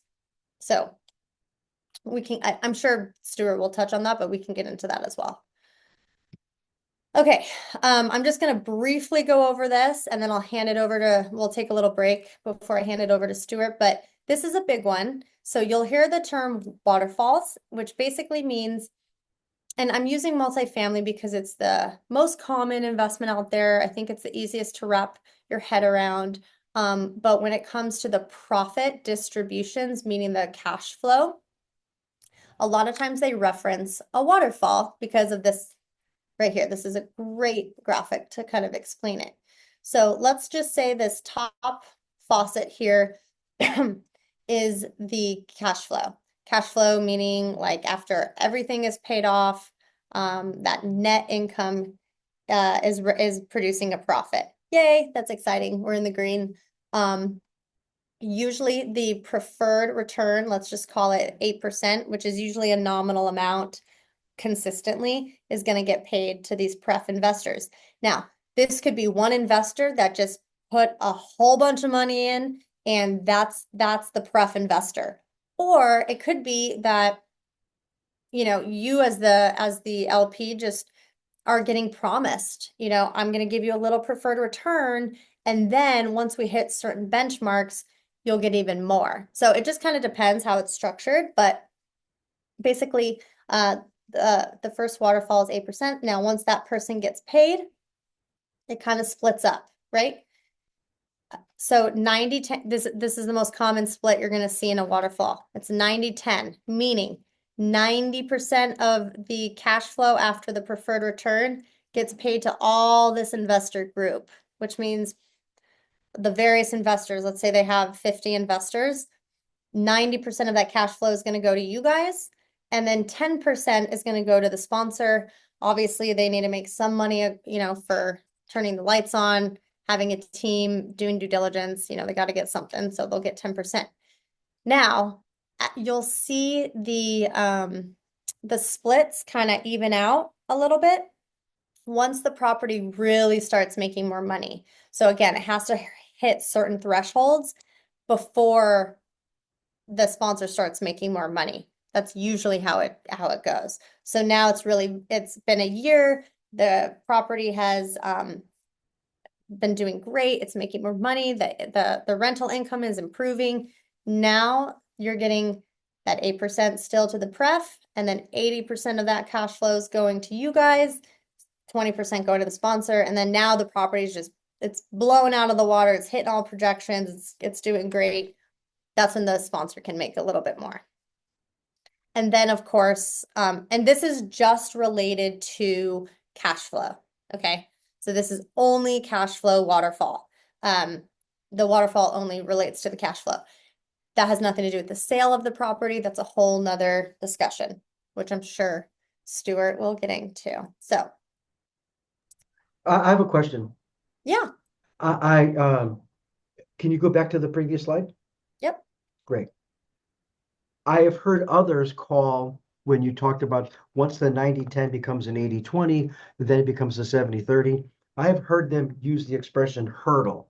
Have you heard that before? Hurdles, yeah. So when you meet a certain hurdle or a certain threshold, then Then the thing splits. yes, Or the splits change is what I'm trying to say. exactly. Okay. Great. Okay. Thank you for bringing that up. That is a huge term in Okay. the industry. So yes, you will hear hurdle quite a bit. Cool. That was my question. Okay, well, it looks like it's my turn. So it's 10:41. How about a 5, 6, 7 minute break? I'll stay on and I'll probably pause the recording just for the moment. All right. Go through it, you know. Exactly, exactly. And actually that's a question I have on the due diligence check sheet is to see like, okay, what kind of hurdles or economic downturns have you gone through? Because Mhm. sometimes if someone's painting out everything out to be a beautiful picture and it's rainbows all the time and never done anything wrong, I mean, that's Oh, we're Yeah. gonna talk about red. that. I've been investing in real estate in some manner for the past 19 years, and that's not everything's not rainbows in the world. So, I would say you know, majority of the time there is always some sort of hair on a real Mhm. estate. That's the fun thing about real estate is you're gonna It run is. into challenges, but it's how you maneuver and how nimble you are Mhm. and creative. There's Um, so many ways. so many ways. Yes, I agree. So I'm glad to hear that you're enjoying this, Micah, and Mhm. it's nice to be able to talk to you and see you. Absolutely. We I won't became be able to stay social on for the media whole buddies. thing, but I'm looking forward to it. Whatever you can do, whatever you can do. All Well, right, and I well, love that you have so much experience yourself. Like I see all the things that you're doing. And so I love that even experienced investors like yourself are joining, Mhm. it's Yeah, I great. like to see other options and, be informed that way. If I ever decide to pivot or add to my portfolio or, rearrange it a little bit, because right now we still do a lot of actively managing things and, we manage a couple hundred properties and I have, close to 100 rents I got to collect every month of my own. And, it's a lot of work. So, It's a lot of work. so I feel like I just work all the time and I enjoy it right now, but there will be a day where I don't want to do that all the time. Yeah, So absolutely. I want to be well informed going in for when I'm fully ready. There you go. And, you're setting yourself up to where maybe you can sell it as a portfolio, to Hmm. these Yeah, bigger absolutely. institutional style home yeah, buy and so I Marhawa, get a lot of letters. I get a lot of letters and emails of people trying to do that with my really, portfolio. oh, So that's fun. yeah, I need to Like split it out into some tempting. more. I need to split it out into more different LLCs or something so they can't target me as good or something. Because right now they just see everything and they're reaching out too often. So I need to Yeah. be less of a target. so here's what I'm going to So, do. I'm going to make you host, Brett, Okay. so that you can see if people hop off or they want to hop back on again. Okay. So you'll be able to see that screen, if that makes sense. Because sometimes people drop and then they come back in or something like that. And I also want to let Micah know and you guys know that she put something in the comment section. I'm interested in getting a private lenders or to fund some other deals for the near future. She'd love to connect. And so probably at this point in time, I would encourage you, if you want, right? This is only if you want, for everybody to put their contact information in the chat box so that if you want to, get a hold of Micah, if you want to get a hold of Stu, want to get a hold of whomever, Alex, we got contact information. Not you don't have to, obviously, but if you'd like to. And here's what I'm gonna do. I'm gonna stand up and take off my jacket. Is that okay? So Relax. Stay a while. we're gonna get down to yeah. business. It's We're starting to gonna get get It's warm down here. to It's 78 degrees finally. yeah, right. It's gonna be probably in the 90s today. I'm in Ohio. Yeah, I'm in Ohio, so 78 feels really hot right now. I know you're in shorts and a t-shirt. I wish. Okay, hey everybody. So my name's Stuart Gether. Here's my contact information. I mentioned to everybody that um, nothing to sell, 100% education. And when Brittany asked me to talk about understanding the underwriting process and such, there's 1,000 different ways you can go. I could spend a whole day on just one of these topics. As Brittany has said before, she can spend a lot of time on, and she says, hey, maybe I'll do some breakout workshops. That's probably what's going to happen. But here's my contact information. So when the class is over, I don't want you to think that we're not available to help. So Stuart, I'm just I don't know if it shows on theirs or if it's just mine, but there's like two. Are you guys seeing what I'm seeing, or is it because I'm a host?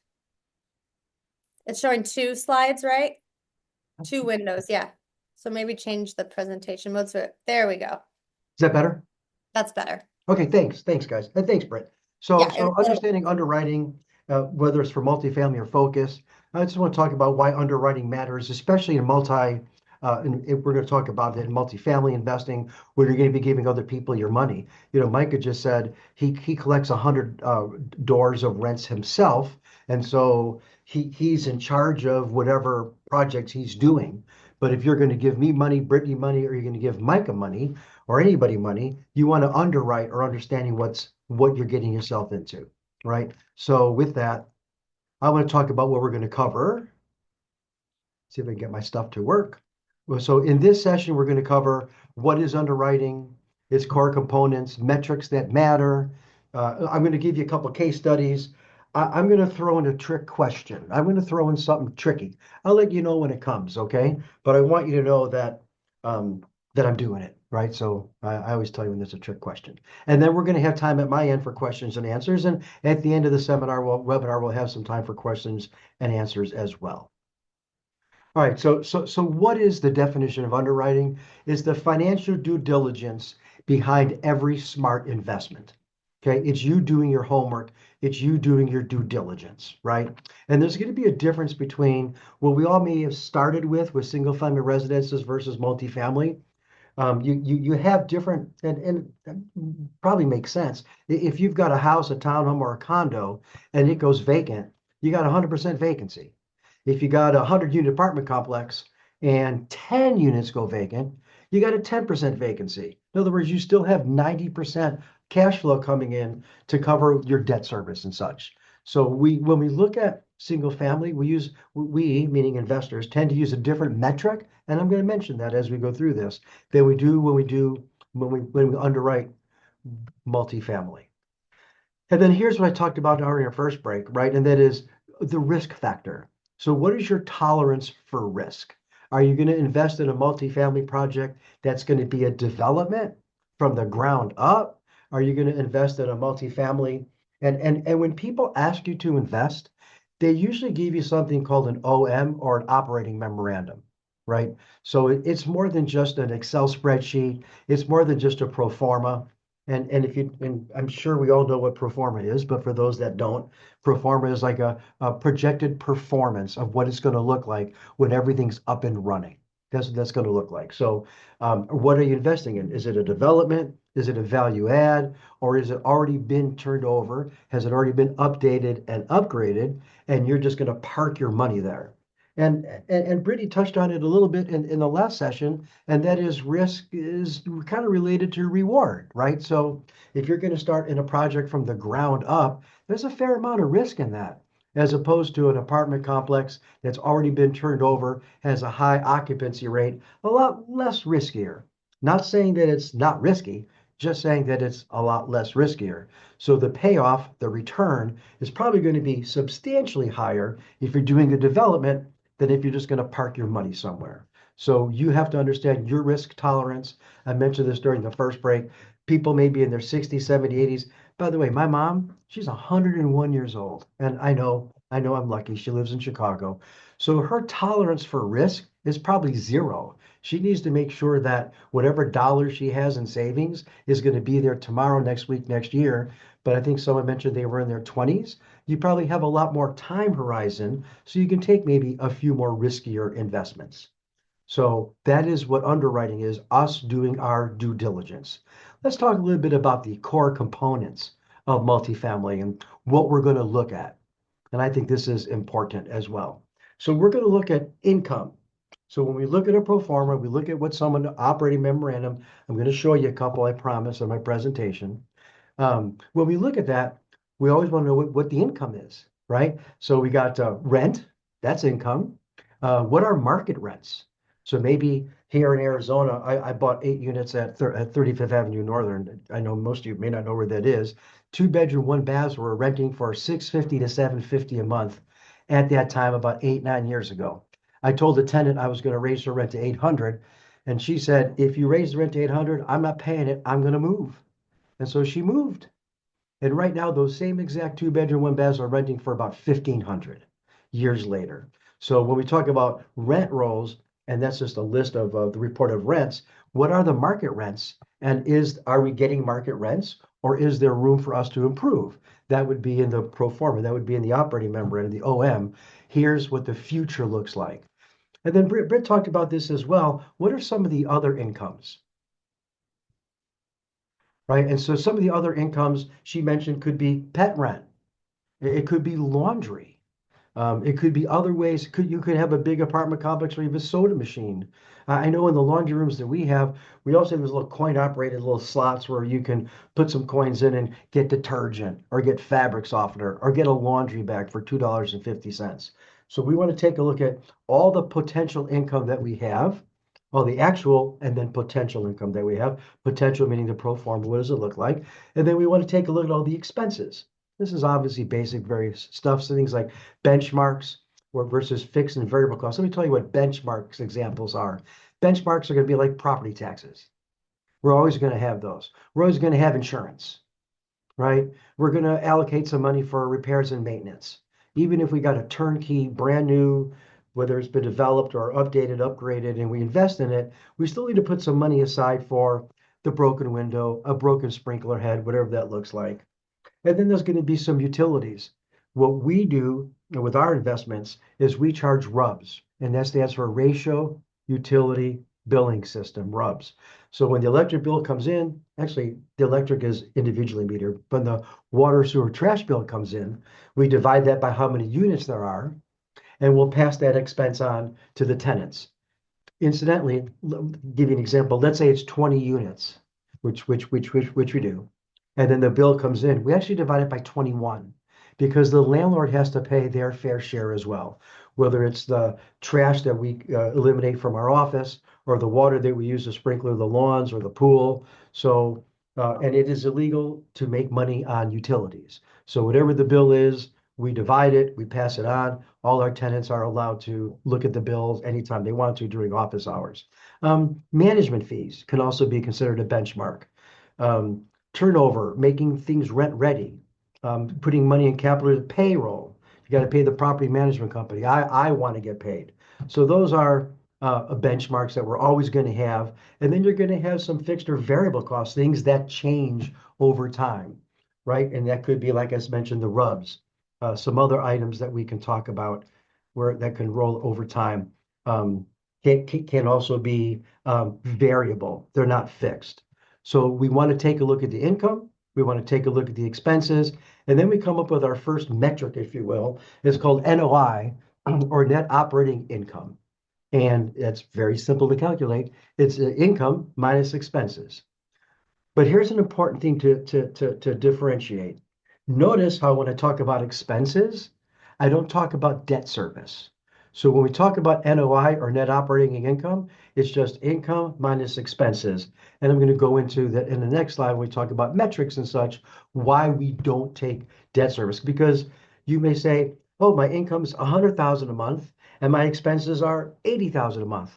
I'm making 20,000 a month times 12 months. Wow, what a great deal. When in fact, there is debt service, there's a loan on it, regardless what type of loan it is, through investors, traditional lender, non-traditional, but I'll explain why in just a moment.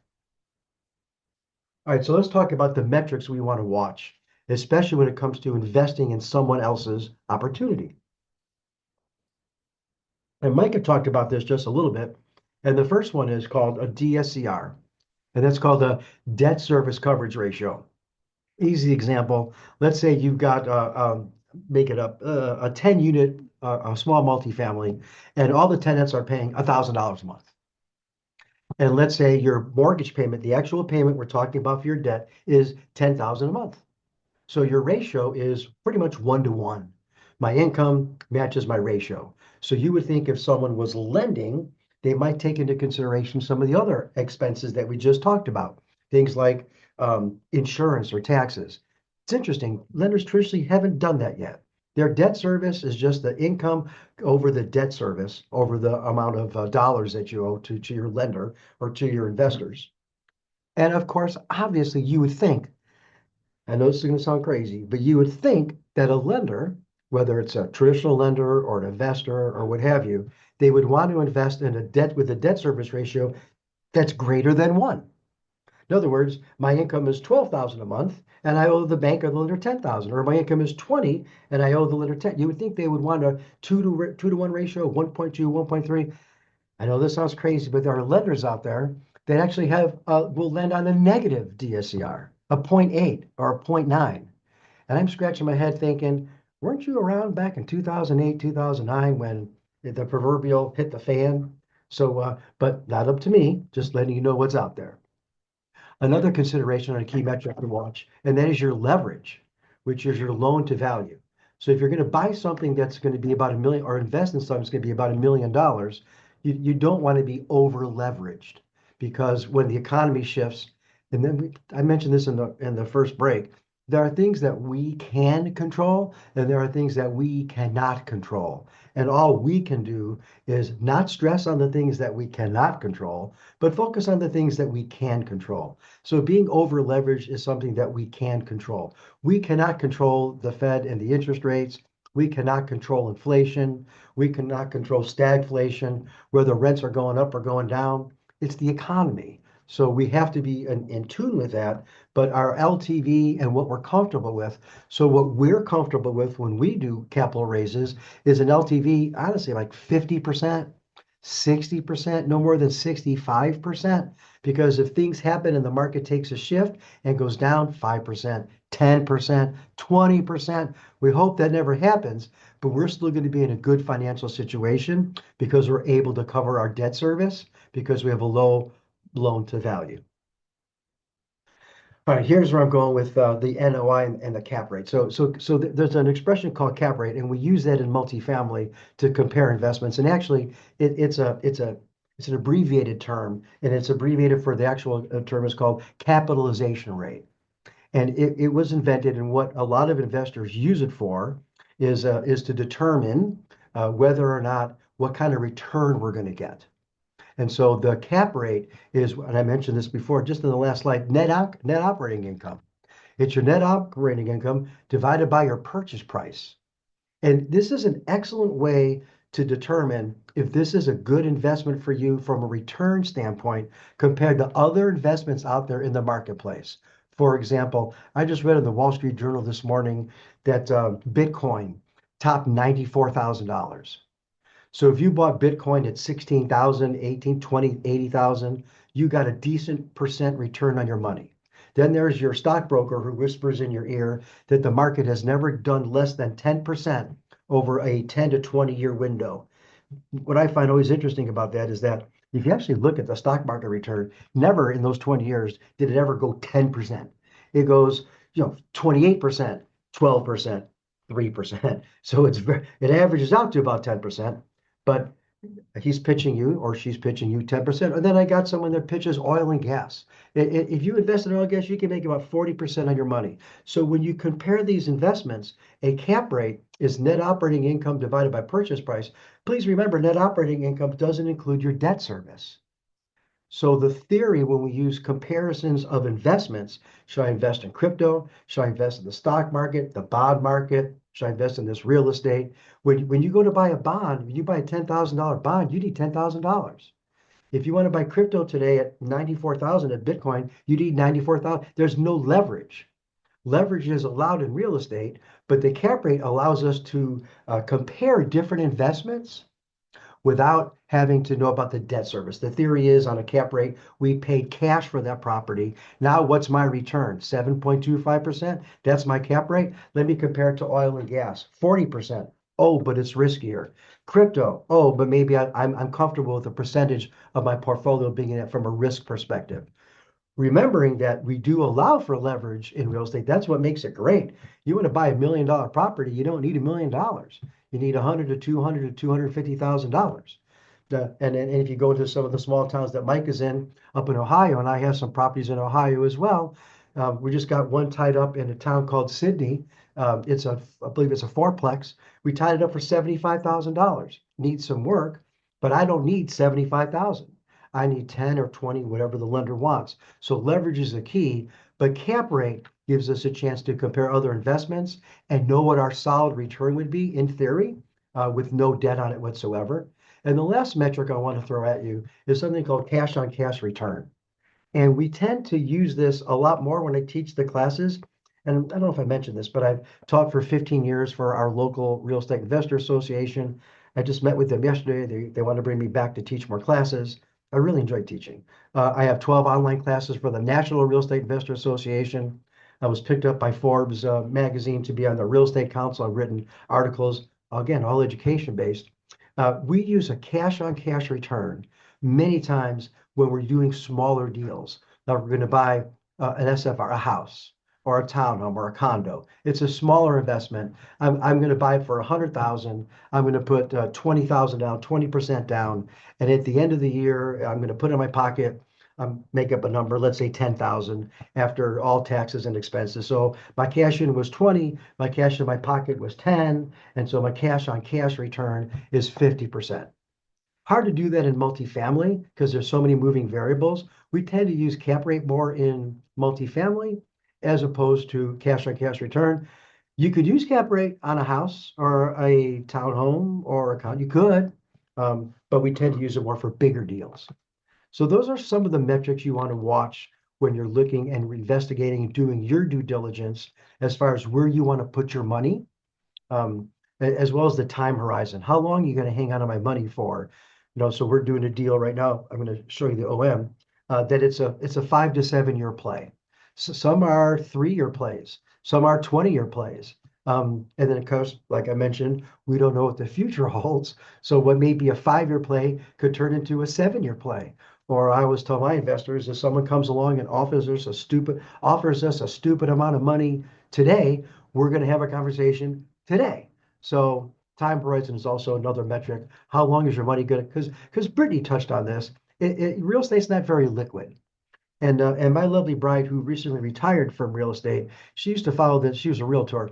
I now say she plays with rocks. She's studying to be a gemologist. She likes to play with all those rocks. We would follow this guy. His name was Brian Buffini. He was a guru amongst the realtors world. I am not a realtor. My lovely bride was, but I thought he was very knowledgeable when it came to real estate. And he had this expression that I use today, and that is, no one ever lost money in real estate ever unless they had to sell. And so if you are able to hang in there, even in '08, if you're able to hang in there, values are today higher than they were. But unfortunately, what kind of creeps into our minds as human beings is emotions. And so those are one of the things that we can control. And that's why we're doing this webinar today, is to give you these metrics and explain to you how to review things, to take the emotion out of it and look at it as a business decision. And I think that's very important to look at it as a business decision. So there are some tools you can purchase out there. I'm just going to mention a couple of them. You can use an Excel spreadsheet. I've got a colleague in New York. His name is Max, and he's got his real estate certificate from Cornell. The kid's brilliant. He works for Lumen. They underwrite billion-dollar deals. So he's very proficient with. I'm going to call it an Excel spreadsheet. He's going to call it a model. So he creates these models for all these opportunities. I'm going to show you a couple of them today. But those are going to be what we call pro formas. What do they look like? What do we anticipate they look like?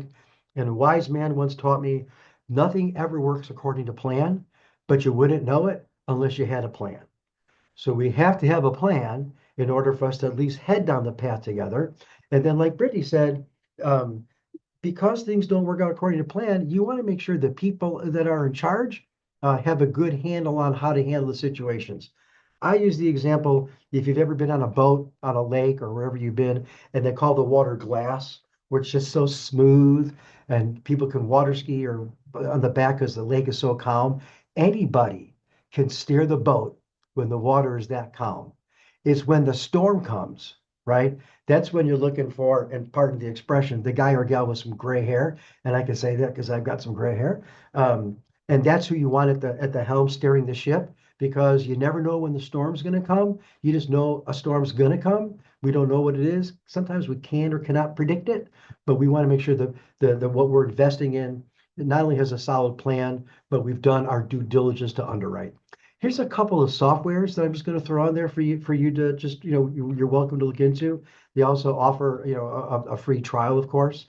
The REFM is a model as a suite of Excel-based tools for online resources, and it's primarily used for financial modeling of real estate underwriting.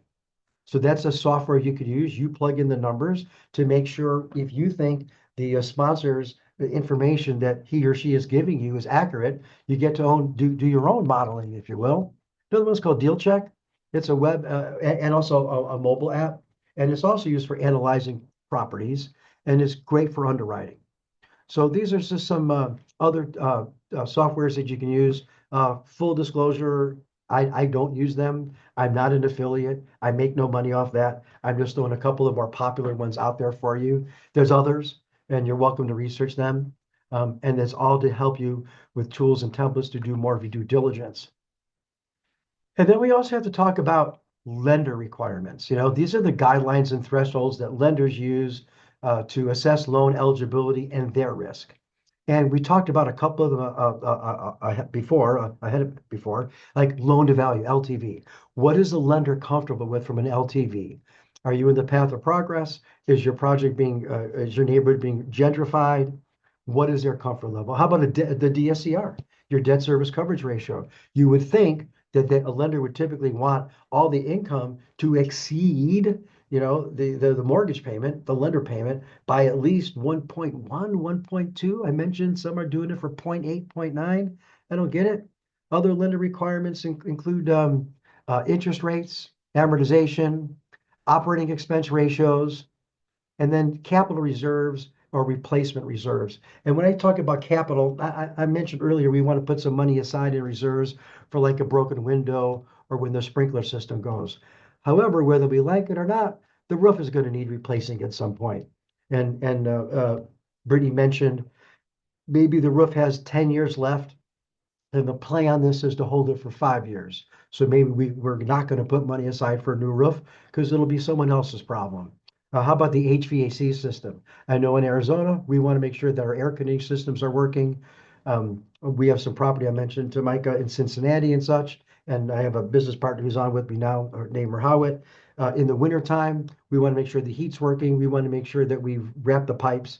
So those things over time are going to need replacing, whether we like it or not. So we want to put those dollars aside for capital. So these are the kind of things that lenders use. Let me go forward. Sorry, bring that back. I love that graphic with the crumpling of the paper. Yeah, thank you, Really thank you, cool. thank you. Okay, and then standard inputs and outputs, standard stuff, like what's the standard inputs? They're the variables that you plug in, like the purchase price, the rent roll. How about this one, a percent vacancy, right? Oh, we're in a great neighborhood. We're right across the street from a school or a university. We're going to have no problem renting. And then you're sitting with the vacant 2 or 3 units for 3 or 4 months because this is summertime and the students or the professors aren't there. So things like vacancy, other operating expenses, and financing terms. And outputs are the financial metrics or results generated like from NOI, cash on cash, IRR, internal rate of return, projected cash flows. And these metrics help ensure that your deal meets or exceeds the lender's requirements because they're not going to lend you the money unless they're comfortable. My dad would say, banks will give you an umbrella and they'll take it away when it's raining. So if its sun is shining right now, we want to make sure that we get all our ducks in order to meet their specifications, et cetera, so that we can get the loan. I had a deal, and I'm sure we can all belly up to the bar and talk about a deal. Buying, I think it was 22 townhomes here in Phoenix. And the Friday, we were to close Friday. Okay, this is a true story. We were to close on a Friday. I'm going back, it was this year, going back to January. The Tuesday before the Friday, the lender calls and tells me they can't do the deal. I mean, and so the heart sinks in the chest, the blood pressure goes up, and of course, I want to break something. But learning from the gray hair, we've got to solve the problem. Here's what the problem was, to be very honest with you. I think there were 40 units in this subdivision, and investors owned more than 50%. And so there's a term for that. They're called non-warrantable. And FHA uses that term, warrantable versus non-warrant. They're warrantable if investors own less than a certain percentage. This lender was at 50%. I was going to buy 22. Another lender had more than a dozen. So we were going to own more than 50%. And I'm thinking to myself, wouldn't that have been helpful if they told me that to start with, instead of having me go down the whole path of underwriting, which we all know is a pain in the you-know-what, to not be able to perform. So talk about an emergency capital raise. I had to go raise some capital very quickly. I was so thankful that the sellers understood the challenge and gave me an extra week to perform, and we were able to close. So when we talk about tools and templates, these are things that we want to make sure, in addition to what we talked about, you want to create your own pro forma statement. I'm going to go through some of the common mistakes that we make because trust me, we make mistakes, whether we like to or not. We're human, and it's very common to make a mistake of overestimating rent growth. We think, and this has happened to me. We owned 1 bedroom, 1 bath in Cincinnati. They were written for 650, 670. I go on Rentometer or Rentometer, whichever one you want to call it, and it says we should be collecting rents in Cincinnati, in that area on Price Hill, for those of you that know Cincinnati, they should be about 850 to 950. Okay, so when we did our pro formas and we did our math and such and created the model, if you will, we were using those numbers. Well, those were wrong. We really can't get more than 750 in that neighborhood. So we overestimated our ability to grow the rents. And has that hurt us? Yeah, sure. Now we have to do the Brian Buffini thing and wait out time and let time take care of it so we can get back up to that because we overestimated rent growth. Another common mistake that we have is underestimating what we call CapEx. And CapEx is another short abbreviation for capital expenditures. Things we're going to have to spend money on to bring the place up to speed. If we're going to do a value add, maybe it needs some landscaping and some flowers. If we're going to overturn and turn over units as tenants move out, we're going to maybe put in, maybe they got the round toilets, we're going to put in the elongated toilets. Maybe the cabinets or the countertops. The new thing I've seen on countertops, I'm happy to share with you, is they don't replace the countertops. They use this epoxy. That's like, you ever seen the epoxy that they use in like garages on the floors where it's like sparkly and shiny? Well, they're doing that with countertops now. I've done that. They last a long time. They're a lot less expensive than getting new countertops. And so that's one way we can actually save a few dollars on our CapEx. But CapEx is what you're going to do to a capital expenditures to improve the units. And I don't know about you, but prices have really gone up here in the Phoenix area as far as labor costs, as far as materials and supplies and such. And so what I was budgeting for maybe 6, 8 months ago to turn over a unit can actually be maybe 10 or 20% higher today. So I think we want to say we're conservative with our investments. So we always try to over budget and pad what we're going to do for CapEx because that's going to be an area that we really usually do underestimate. Especially, I'll give you this example. You're going to invest in a 100-unit apartment complex, and I'm not sure you're going to have time to fly to wherever it is, Atlanta, Mississippi, or maybe New York, and look into every apartment. That's not your job. When you invest in with me, or you invest with Brittany, or you invest in someone else's OM, their job is to tell you, hey, a certain percentage of the units are vacant, a certain percentage of the units have been turned over, a certain percentage of units need turning over, and here's our CapEx expenditure allocated to those turnovers. Does that make sense? If they've got $4,000 per unit to turn over a 2-bedroom, 1-bath in the city of Manhattan, I don't think that makes sense. That's probably maybe closer to $40,000.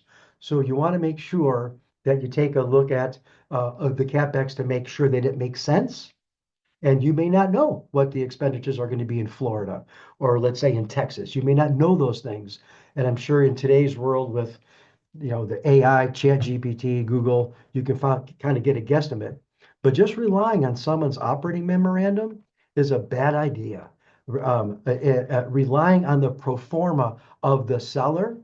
I don't know about you, but when I go to sell something, I want to make sure it looks shiny and new. I'm going to sell my car. I'm going to wax it. I'm going to make it look nice. I'm going to do everything I can to entice the potential buyer. And I think that's just human nature. That's just not greed. And sellers do that as well. One of the things that I see that sellers kind of over guesstimate or kind of maybe misrepresent is the percentage of collected rents. Of all the hundreds of apartments that we do, I got to be honest with you, not everybody pays on time.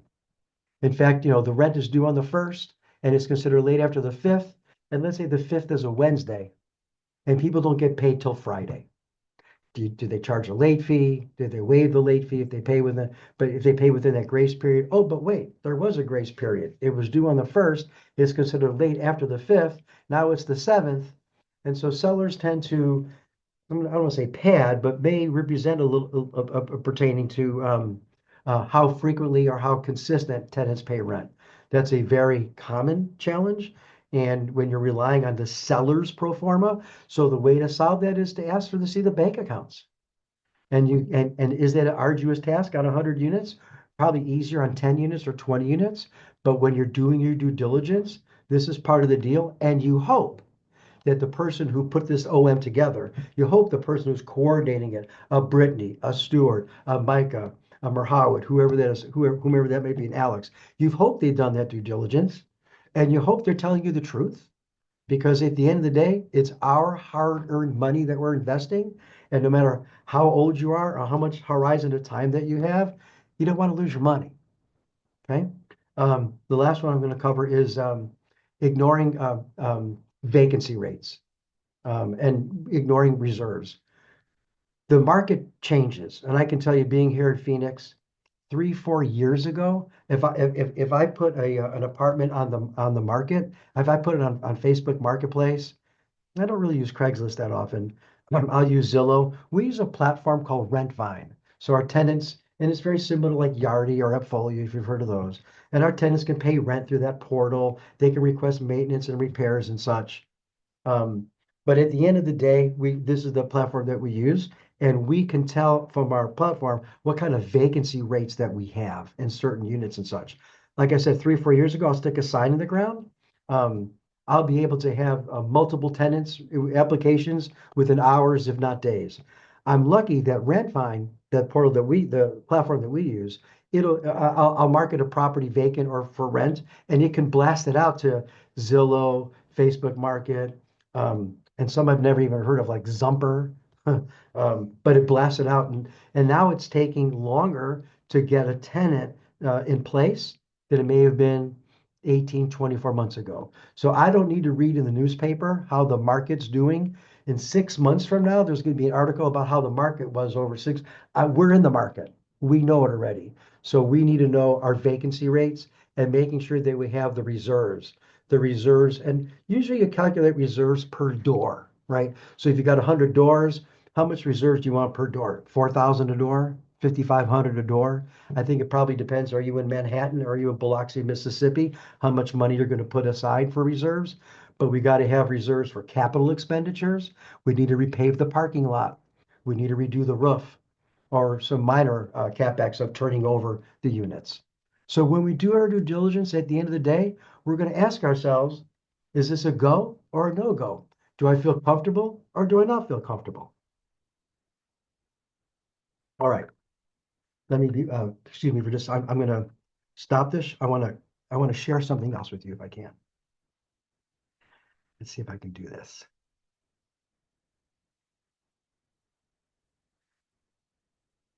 Okay, so if you can see this, this is an operating memorandum. This is an OM, okay? I don't And see it.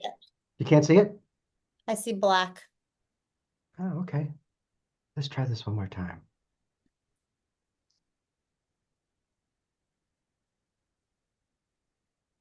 Can you see it now?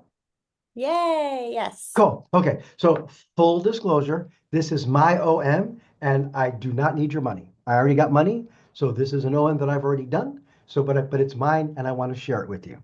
Okay. So this is what it looked like. This was a 16 townhome condo project that we were buying in Phoenix, Arizona. We valued them at about we got them appraised about 260, 270. The seller agreed to sell it to us for 200 each.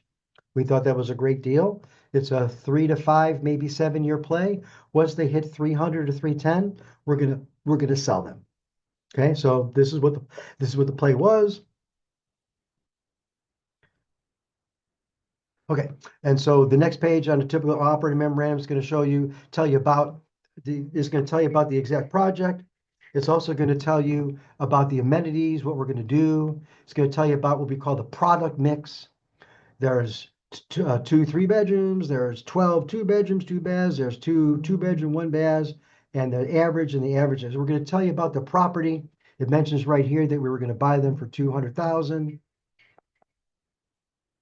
And so that's a very common. And then the next thing you're probably going to see is they're going to tell you about the location.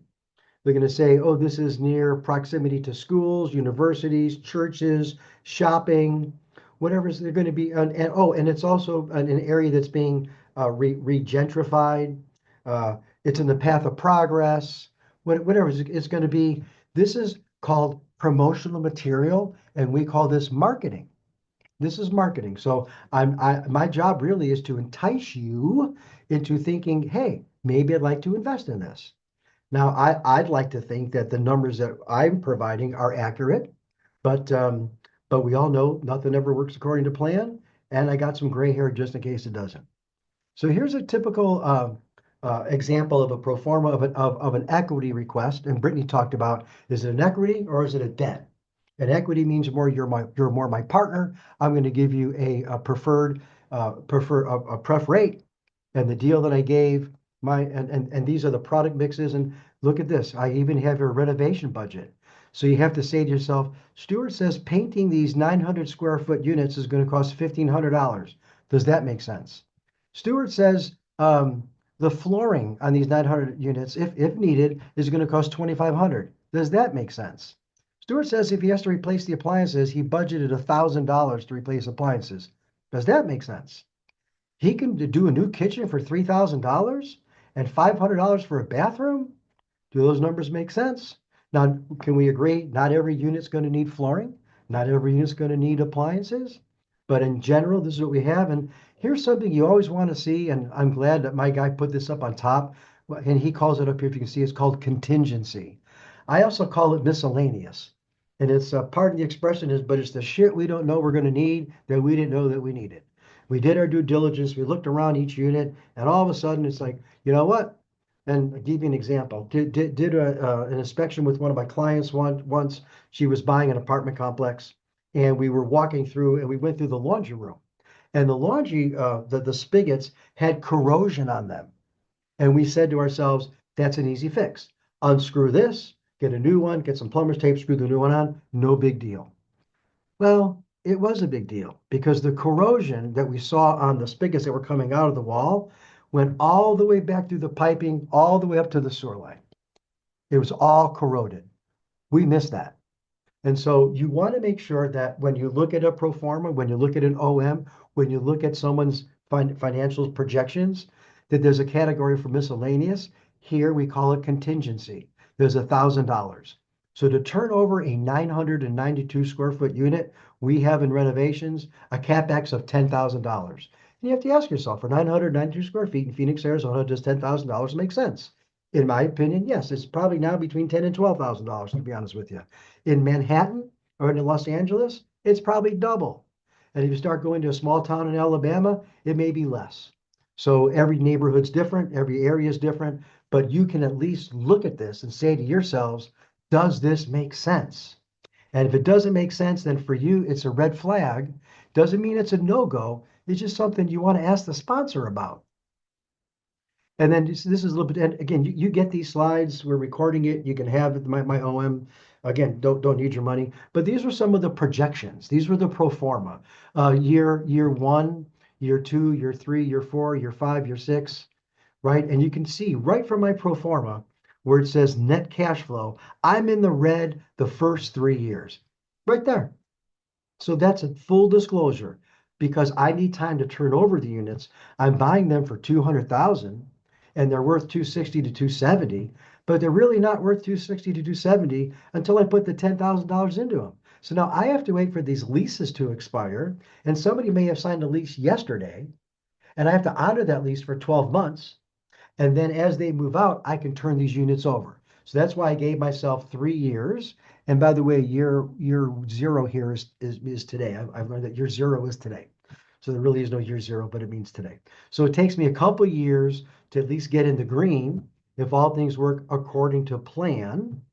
And then it talks about some of the distributions of how we're going to split up the money. Okay, so here it is. And I mentioned this right before the last break. We call them hurdles, right? So the general partners versus the limited partners. The general partners are the ones who are going to be in charge, who are going to make the decisions, who are going to get the phone calls at 12 o'clock on a Saturday night that the water heater broke. And the limited partners are the ones that just collect. They invested in the project and they collect the dollars. So we're going to give hurdle 1 is 12%. Everyone's going to get 12%. And then once everybody hits 12%, we call that a hurdle. Then the next time we're going to split those profits where the GP gets 32.2 and the limited partners get 67.8. And by the way, that means you're going to get bumped up if you were a limited partner to 20.2%. So your first hurdle is going to be 12%. Once everybody meets that, then as we start to distribute, you're going to get a 20.2%. And then after that, if there's money left, so I jokingly said to the guy, so when there's money left over after that, I get to keep it, right? And he's like, no, you split it in your pro rata share. So if you put in 50 and the person next to you put in 100, from a percentage standpoint, if there's money left over, it's distributed in your pro rata share. And here you see it right down here as well. Return summary. The 20.03 is actually 20.1, and the leverage multiple. And here's our anticipated total profit at the end that we're going to be splitting up. Okay, going to keep going forward. Got a lot. Still have a lot to cover. All right, so and then it talks about me, the sponsor. Who is the sponsor? How wonderful is he? What has he done for me lately? What are some of his experiences? Why should you invest with this? This is not the unit purchase agreement. After this is done, after you accept this, there's more paperwork after the UPA, unit purchase agreement, an OA, an operating agreement. This is the marketing materials to get you interested, to start having you do your due diligence.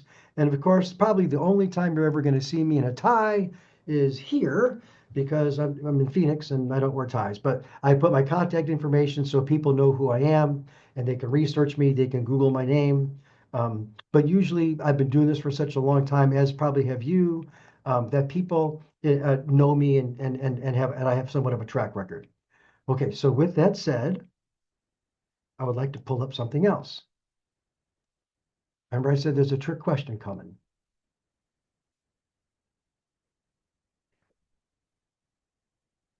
See if I can see if that's the right one.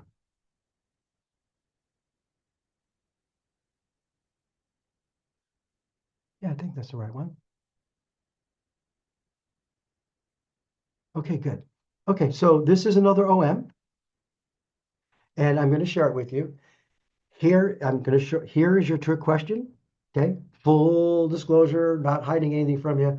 Let me go through this and I'll tell you what's going on. Okay, this is 94 units in Fountain Hills, Arizona.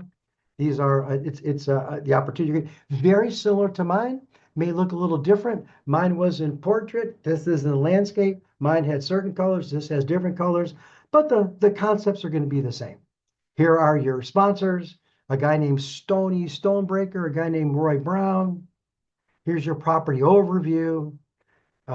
You can see that they talk about 35% of the units were to be converted, turned over upon the sale. There's 94 units. Here's the year built, yada, yada, yada. Why we love this deal, why you should give us our money, Class A location, unique multifamily hotel conversion, 50% bonus cost segregation in year one. They're going to be able to accelerate their depreciation.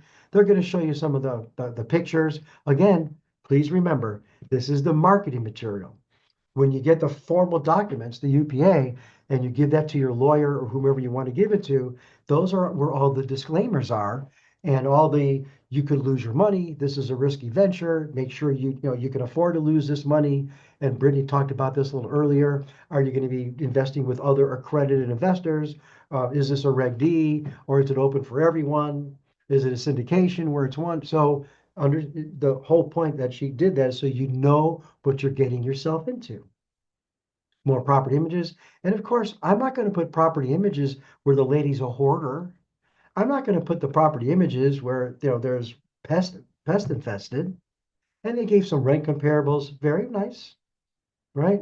Other comparables, how they're going to use their funds. Ask yourself, does it make sense? Here's the first loan, here's the second loan. They're going to raise capital of 1.5, and then they're going to have, oops, I'm sorry, I want to go back up again. Interest reserves, loan fees, guarantees, purchase price. Here's how we're spending your money. Here's how we're spending your money. And then here's a pro forma. They did a 5-year pro forma of we had anticipate. They have a 5% vacancy rate. They show they're hopefully going to be making money with cash flow, hopefully right out of the box. They're going to do year, and this on the right side it says assumptions. And so when you see something like that, you have to ask yourself, does this make sense? We're going to raise rents 3.5% every year. Okay, but our expenses are only going to increase 2.5%. Well, I can't predict inflation, and nor do I know what inflation is going to be. It's been a lot lately. There were like a couple of decades where inflation was negligible, people still have mortgages at 2%, 3%, 4%. They don't want to move because lending right now is at 6 or 7%. I'm sorry, but I'm old enough to remember when interest rates were like double digits. I'm old enough to remember President Carter when a mortgage on a house was 17 to 21%. So when I hear 6 or 7% is too high, I chuckle to myself.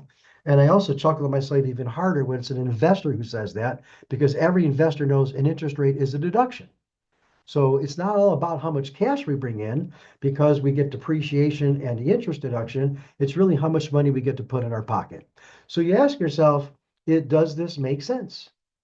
Okay, I'm not done. I promise the trick question is coming up at the end, or the surprise is coming up at the end. And then here's what they're going to sell. The cap rate exit is going to be, someone's going to buy this at a 5.5% cap rate. This is what they're going to sell it for. And so the net equity into the investor is going to be this.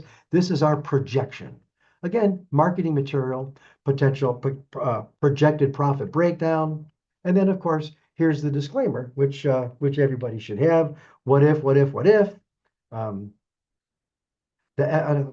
mentioned on here, I just want to show you something if I can. I just noticed this.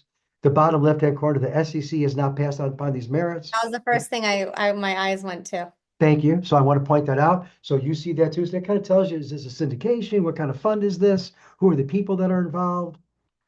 And then the next steps, Stony Stonebreaker, and that's that. So I'm going to stop sharing. Okay. So it's me. At the end of the day, when I was teaching for and I did this on the national scale as well. One of the things we did as instructors is we would look at people's business plans. We would look at people's pro forma statements. Okay. And our goal was to poke holes in it. That's why you gave it to me. Did you think about this? Did you think about this? And the number one thing people would forget, I already mentioned this to you, they don't have a contingency, they don't have a miscellaneous category for when the proverbial crap hits the fan, and we didn't budget for that. We got some money just in case. Most common mistake. So my goal really was to poke holes in and to help, right? But I must have looked at hundreds, if not thousands of business plans, right? And let me tell you, of all the ones I've ever looked at, not one of them, not one ever said, I'm going to go through divorce, go through a great deep depression, and lose everything. Not one of them ever said, okay, my business partner in the middle of the night is going to drain the bank account, steal the money, and we're going to have to go bankrupt. I just sent Brittany something last night, as a matter of fact, from someone here in Phoenix that had $1.1 million stolen from them, from their business partner. Am I lying, Brittany? She must have Oh, walked. sorry, I was on. Sorry, the mute. Nope. Nope, telling the truth, aren't I? Mm-hmm. Okay. So about 4 or 5 years ago, I was an expert witness at a fraud trial here in Arizona, and I was an expert witness in Arizona in Superior Court. And the sponsor, who was a convicted felon for doing this once before, stole all the money from the fund, bought himself a car, bought himself a place to live, took vacations with the investors' money.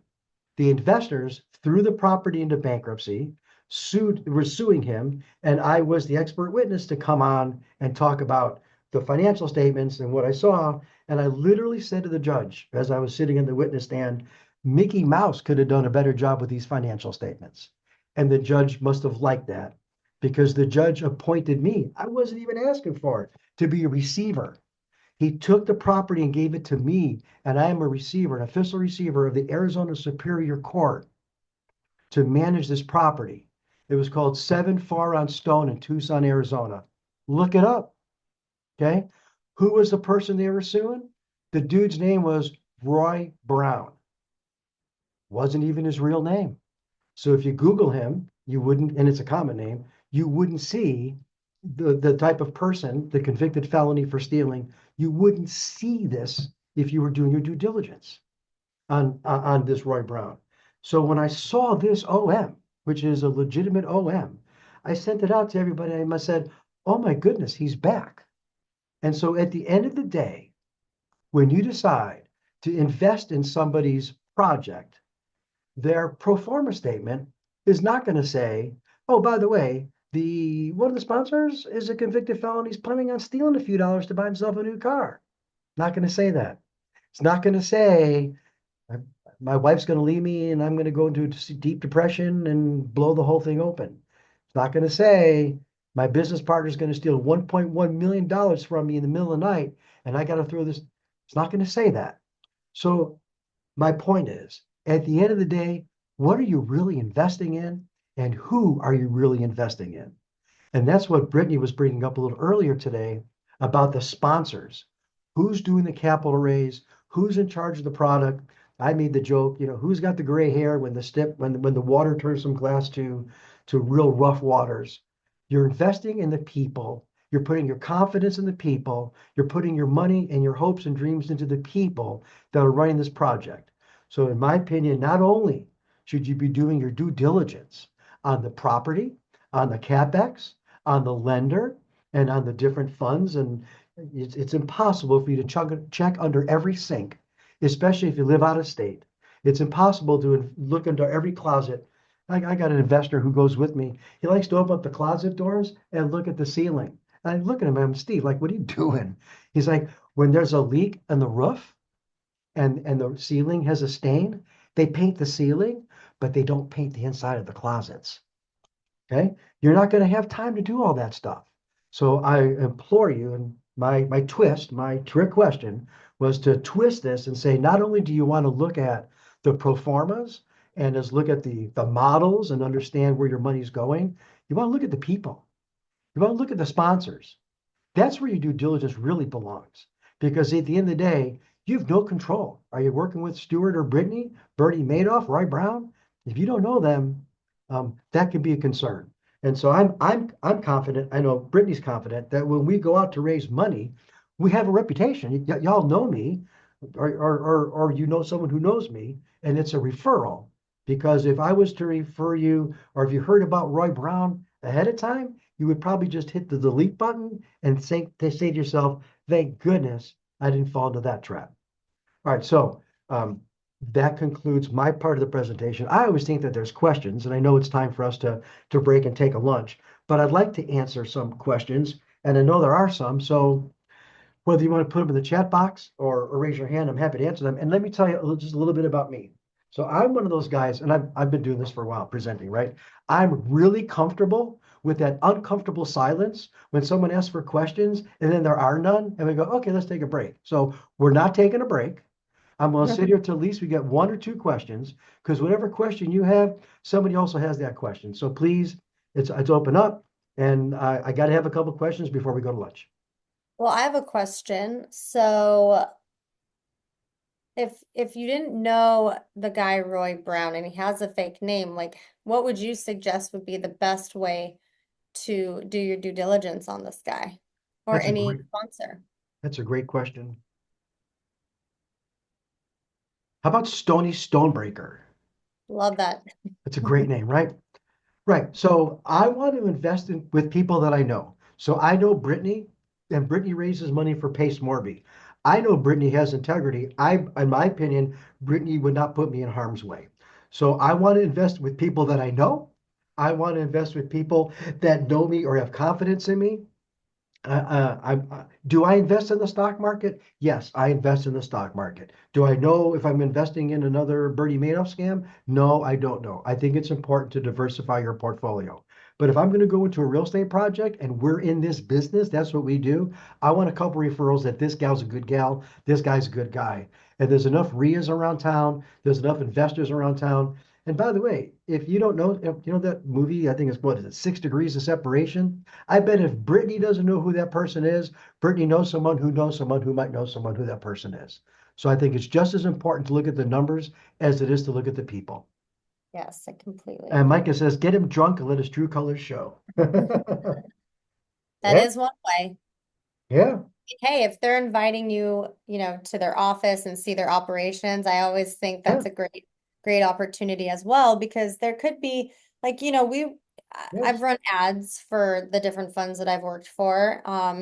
and people are interested in what we're doing. You know, the marketing's really good. But the key is like, hey, if you want to come and meet us and see the operations and see the deal, I think that's also a great way if you're investing in someone that you don't necessarily know. Mhm. That's also a good way just to meet the people in person if Agreed. you can do that. Agreed. And I got to tell you, and I'd like to hear your response. This is just my opinion. I'd like to hear your guys' opinions. There's enough deals out there that you can probably find something in your own backyard. You don't have to invest in something in New York or Miami or Washington or Oregon. Mike is in, he's in an hour outside Columbus. I'll bet you, Mike, there's a bunch of opportunity for you in Columbus. Merhowitz outside of Dayton. I'll bet you, right? I'll bet you there's opportunities, the old Acres of Diamonds, there's opportunities in our backyard. Now, if you want to invest with Brittany, and Brittany's in Phoenix, you know Brittany. Mike said he's been in banking, I think Mike said, for over 20 years. And Mike said he's known Brittany for a very long time. That's different. Now they have a bona fide relationship, don't they? But if you don't have that bona fide relationship, just heads up.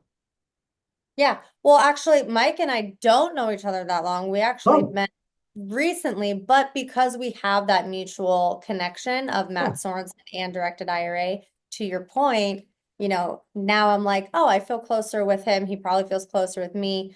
I also think when any type of group offers any type of webinars or educational, platforms, I think that's also a good way to get to know people because chances are their community is going to log on, right? And probably ask questions. And you can go in the chat and say, hey, like who's invested with this person? So that's also a good opportunity to tap into their network because not everybody's going to lend out investor contact information. I know I always safeguarded people's contact information, unless if they have retreats and want to give out their own information. But being on webinars and just being more involved with, any type of retreats they're doing, I think is another good way to do that. But if I came to you and said, hey, can you this guy? I think you mentioned Mike through a gentleman named Matt Sorensen, I think you said. Yes. So if I asked you to validate Matt Sorensen because he's raising some money, would you feel comfortable doing that? Yeah, absolutely. That's important. Yep. Yeah, I'm glad you showed yours because yours is, it wasn't as sexy looking with all like the pretty pictures, and a lot of people can be fooled by the marketing. The marketing is just, Marketing. it's just that, it's marketing. And don't get me wrong, there is an element to marketing which is nice and it's good to have. It could show like, hey, we've got a budget for this, we've done this before, but it has no, it doesn't mean the sponsor is better or worse at the end of the day. Thank you. Yeah, no, for sure.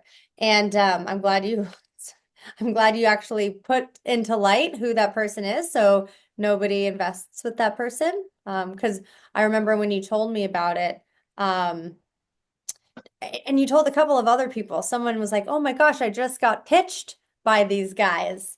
So it's good to put them out there. Doing the best I can to spread the love. Indeed. Okay, Let's see. so we got about 10 minutes before noon. Do you want to touch on the topic, Brett? Do you want to stop now and do lunch? What do you have next? Do we have a Nate or your other speakers going to come? What does that look like for your agenda, please? Yeah, so Daniel, who's going to be our next speaker, who talking about directed IRA, he is going to be speaking today in lieu of Nate, who had a scheduling travel conflict. Sure. Needless to say, he is like the master when it comes to unique investing. Okay. So we can go right in, or we Sure. can take a little break, whatever you think is best. Hey, Daniel, nice. I can see you're on. Nice to meet you. And how long do we have for Daniel? Is he going for an hour? If he's going for an hour, I think we should take a 3 minutes break. If he's going for 30 minutes, maybe we can ask people to stretch. And we want to be respectful to Daniel's time. So, what do you think, Daniel? How long do you have, sir? So I can talk for a while, but I was prepped for 30 minutes. So that's what my slide is built for. So for 30 minutes, I say we keep going if that's okay. And if people Yeah, want to then we put a can take a comment in break the after chat that. box, if you want to, people want to comment in the chat box, or you want to keep going. I mean, we have a very small, intimate audience. I think we got maybe a dozen people. If y'all can tell us what you want to do, I think we're flexible enough to do that. So, uh, Merhawit, I think. Bill, Mike, let us know what you want to do. We can go forward. We can take a break. Whatever you guys want to do.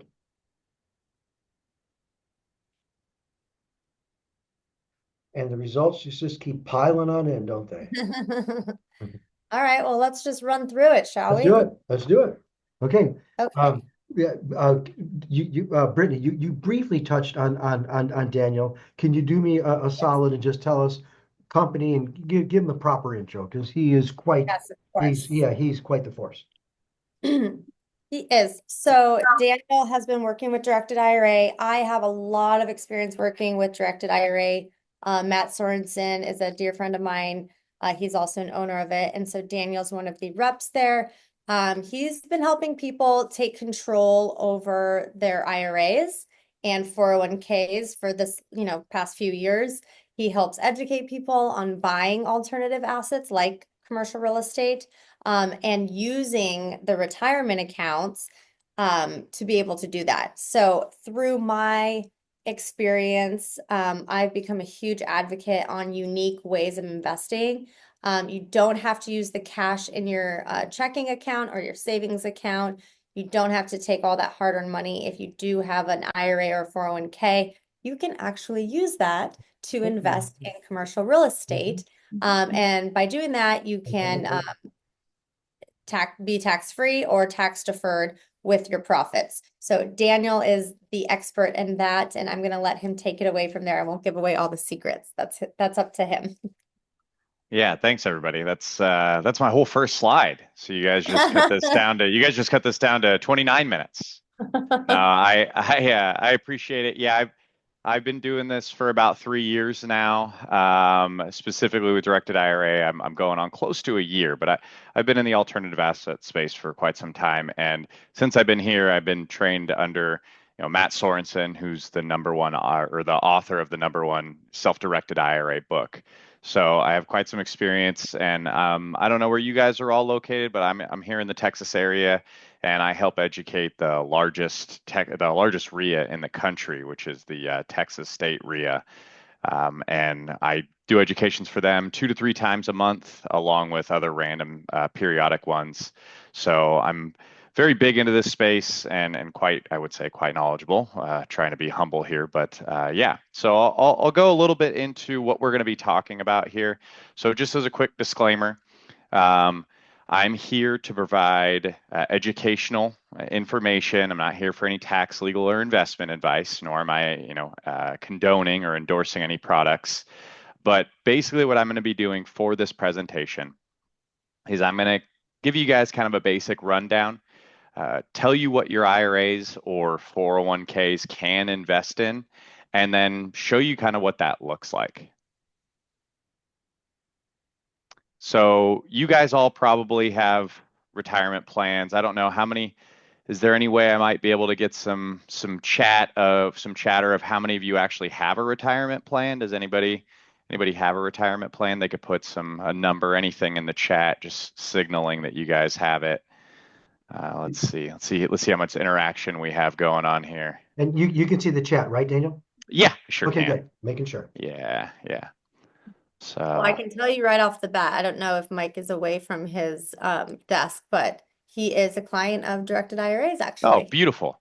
All right, well, perfect. So didn't see any interaction, but those of you that have retirement plans, your 401k or your current IRA can actually own products.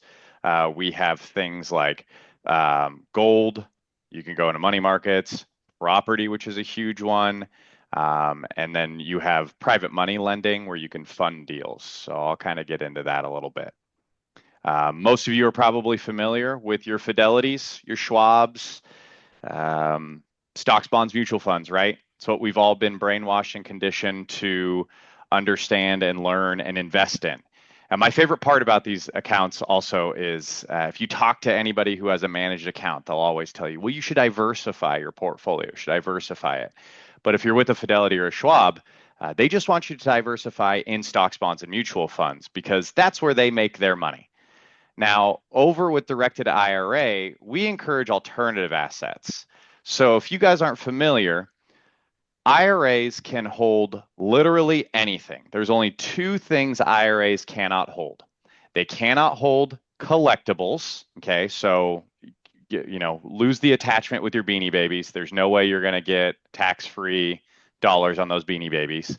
And then the second thing is life insurance contracts, which in my opinion, you don't really want to hold a life insurance contract because that'll just make for a really short true crime documentary on Netflix.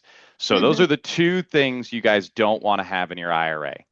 Literally anything else can be held in your IRA. Real estate, land, precious metals, cryptocurrency is quite big. You have private business. You can invest in private businesses. You can invest in your friend's restaurant down the way that might need some money. Some passive ways are things like promissory notes. So you can lend out your money to, let's say you have a friend who needs to do a renovation on a home that they're going to do a fix and flip in. You can lend them out $50,000. You can write that contract however you would like. You are the bank in these instances. And this is a very passive way of using your IRA to make a quick 10, 12, 15% interest year over year, which I don't know if you guys are familiar. The guys over here, they guarantee about a 7% year over year. I think a lot of people would be happy passively lending money for a nice 15% where you don't really have to think too much about it. So those are the things that you can actually put in an IRA. And remember, when you're lending, you are the bank. So as an example, the owner of our company, Matt Sorensen, his IRA gets him about 16%. He runs two full-fledged businesses. He has a law firm and he has Directed IRA. His IRA is making him 16% year over year because he lends 12% at a 6-month rate. And then he collects 2 points up front, which is 2% of the total loan amount, goes right into his IRA right off the beginning. And then once that note comes to term, he lends it out another 6 months, gets another 12% with another 2 points up front. So it's about 14% annualized. And that's just what he does while he runs two businesses. So it's very, very passive income you can make. I want to clarify. Go ahead. I just wanted to ask you, is there an actual, are we showing your slides at the moment or not yet? Oh my goodness. Yes, I have been. I don't know what you guys have been looking. I haven't been seeing them, so I was like, I just wanted to check. Good point. So hit the share. You should be able to share. Yes. Where is my share button? Let's get rid on of the this bottom with chat. the green arrow pointing up. Yes, I have a much smaller screen. There we go. So I've been explaining all of this. Without you guys seeing anything. You're very eloquent. Yeah, you're very eloquent. I understand what you're saying.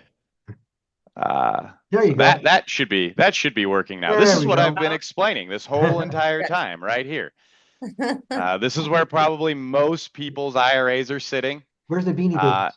Yes, Beanie Babies were not there. That was this section right here in the red. This is what we don't want to talk about because those are the things that you can't hold in your IRAs. So this is literally everything you guys can hold inside of your IRA. Amazing. So self-directed as a whole, I always like to emphasize this just because when I speak with people, like I do a quick 30-minute presentation, people are like, I want a self-directed IRA. And I say, great. What kind of IRA would you like? And they say self-directed. Just so you guys are all clear, self-directed is a marketing term. So if you mention at your Fidelity or Schwab, you say, hey, I just heard this guy talk for 30 minutes and I want to self-direct. They'll say, great, sign right here. And they'll get you into a self-directed IRA. Within their self-directed IRA, you will be able to purchase stocks, bonds, and mutual funds of your choosing. They won't be doing it for you anymore. You will be doing it for yourself.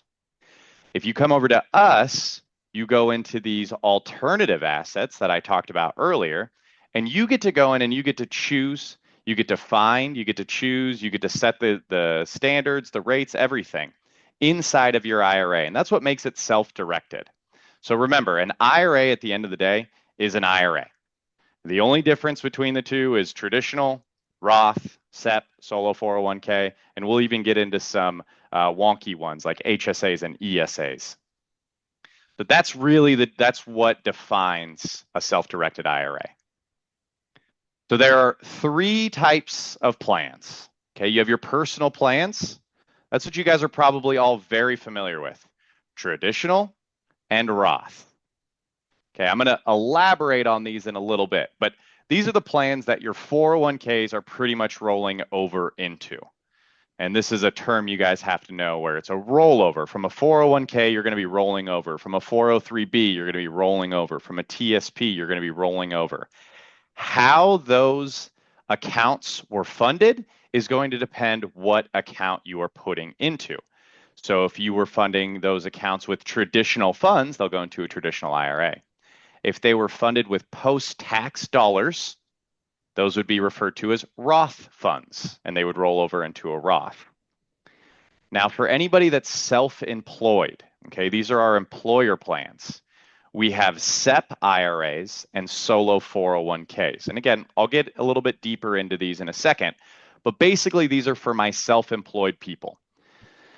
These are the plans that are going to allow you to invest more money. The traditionals and Roths, you're only getting about 7,000 to 8,000 into these.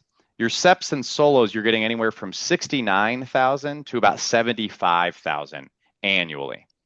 So these are the ones that self-employed people can actually get into. And I'll elaborate a little bit more on the solo 401k, because those are a lot like your W-2 sponsored 401ks. Those are the ones you guys probably have right now if you're a W-2 employee. And then these are the special ones. They're called specialty plans, but I really think that they are special because most people have no clue that they can use their HSAs and ESAs to invest. So if you have a current HSA, what I always explain to people is stop using it. Keep investing in it. Keep putting money in, because what you get with an HSA, and I'll elaborate on the next slides, is you actually get traditional benefits and Roth benefits, depending on how you use this HSA. And the beauty about an HSA and an ESA is you can actually use the money you grow in there for expenses today, qualified expenses today. So if you grow your HSA, let's say you set one up today, and over the course of 10 years, you grow that thing to $100,000 and you never touch it, you pay for all of your medical expenses right out of pocket, you can actually withdraw all of those medical expenses at once. And you can clean that whole thing out and take a nice healthy vacation. And I'll elaborate a little bit more on that in the next slides, but these are really awesome accounts. So as I said, traditionals and Roths, this is everything you guys are probably familiar with. So traditional is going to look like this. It's going to go in pre-taxed. So it's going to go into the account before you pay taxes on it. This is the whole incentive to using a traditional IRA. You can get essentially more bang for your buck because you're putting in pre-tax dollars. You can only do $7,000 if you're under 50 and $8,000 if you're above 50. When you invest that IRA into alternative assets, you grow that money tax-free. Once you turn 59 and a half and you're able to take distributions, you will pay taxes on the income you grew it. So, as an example, if you put in $10,000 here, pre-taxed, and you grow it to $100,000, by the time you're 59 and a half, you'll pay taxes on that $100,000. Now, on the other side of the coin, you have a Roth IRA. That is where you're going to put in post-tax dollars. So here's the money that you grab right from your back pocket that Uncle Sam has already taxed, right? And you put it right into that IRA. Again, let's say you put $10,000 in there. You paid taxes on the $10,000. If you grow that thing to $100,000, you don't pay taxes on the $100,000. So I would say that the winner here is probably going to be the person who netted $90,000 and paid no taxes on it. So Roths are very, very, very powerful wealth builders. Now, the other thing you don't have to worry about with a Roth is required minimum distributions.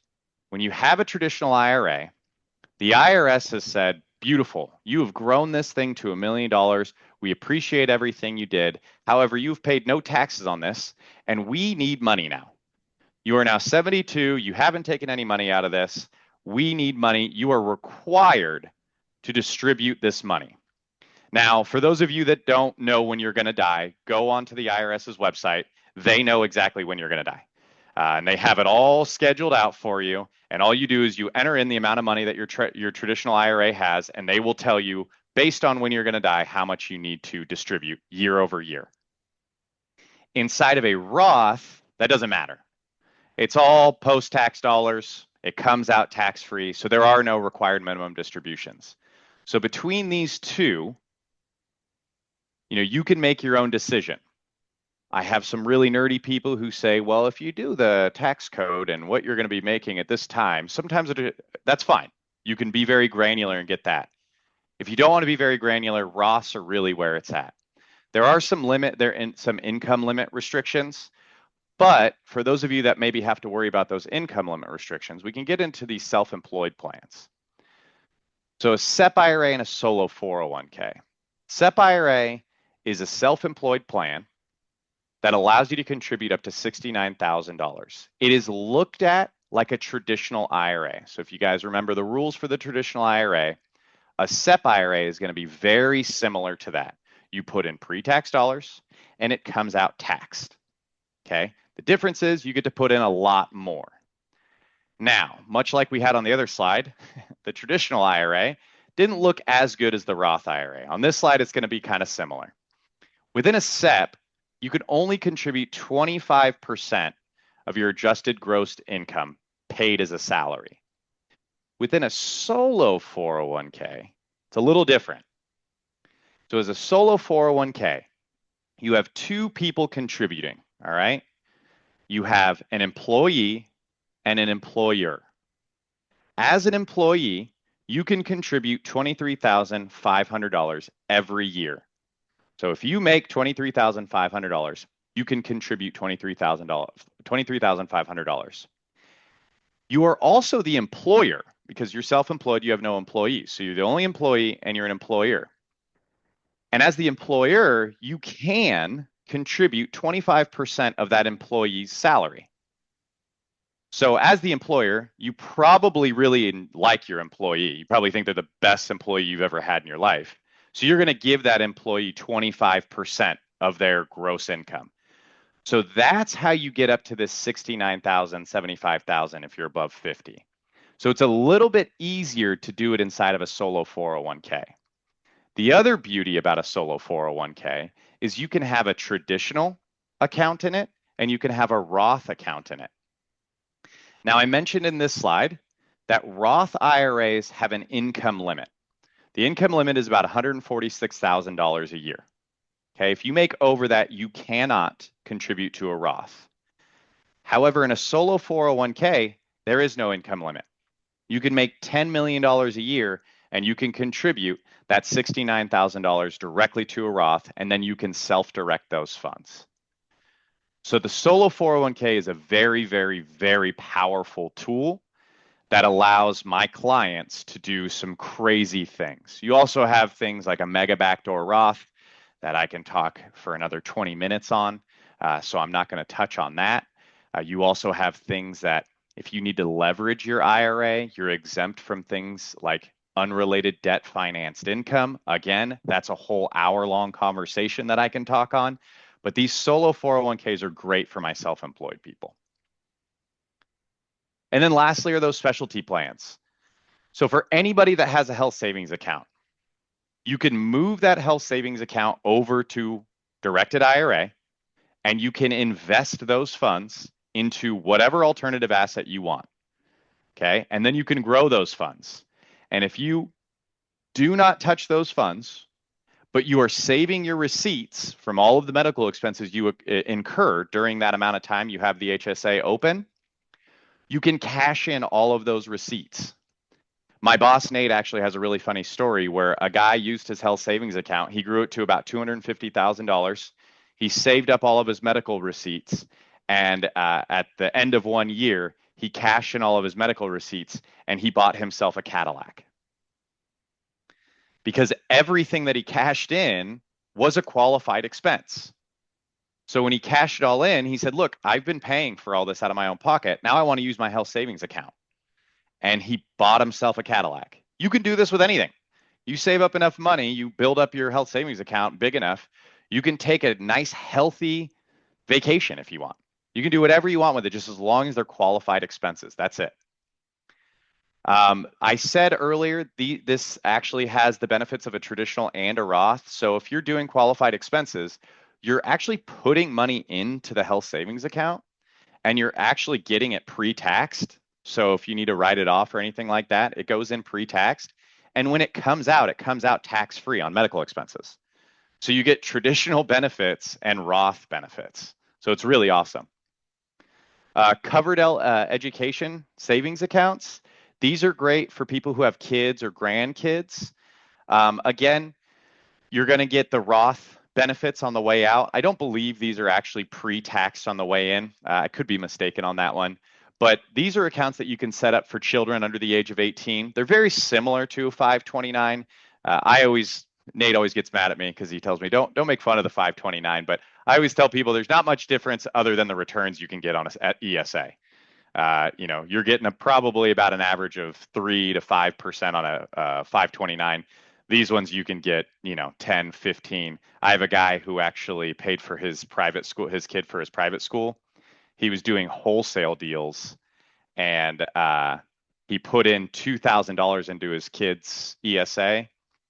And then he used that as an earnest money deposit, got an assignment fee of $40,000 and paid his kid's education for the next 4 years. And he just did that over and over until his kid graduated high school, decided if they wanted to go to college, and then they did what they wanted with the ESA. So this is a very common tool that a lot of my more, alternative asset connected clients use. So it's very great, again, for expenses now. So if you guys are looking at all at any of this, you have the basics, right? Tuition, books, computers, iPads, tutoring, homeschooling, internet. You can pay for your internet right now using ESAs. So much like HSAs and how vague they are for their qualified expenses, Coverdell's very similar. So don't ask me what they are. Again, that would be advice. Go to the IRS website. They'll be able to tell you everything. But these two are very bad. I have clients who use this for homeopathic drugs, which, whatever your preference is, that's fine. But there's a lot of things that they consider qualified expenses out of this. And this one goes all the way to tutoring and internet. So very nice to have those. And then just as a tidbit, just to show you guys kind of how it looks like. I'm not going to give you a detailed answer, or a detailed example, but I want to show you what it would look like inside of a Roth IRA. Let's say you bought a piece of real estate. I know this could also be a private money loan or something like that too. You could really replace this with anything. So you would have an IRA, you would send out that loan or you would buy your piece of property, and then what would come back to your IRA is a contract if it's a loan, or a deed if it was a home. Any money that comes from that home or loan or anything like that just goes right from whoever's borrowing from it right into your Roth IRA. So all the money that you invested into this is just coming back into here. You don't touch it, you don't get anything, because the benefit of it is to have it grow tax-free so that you can withdraw it at 59.5. Okay, so that's kind of how it looks like.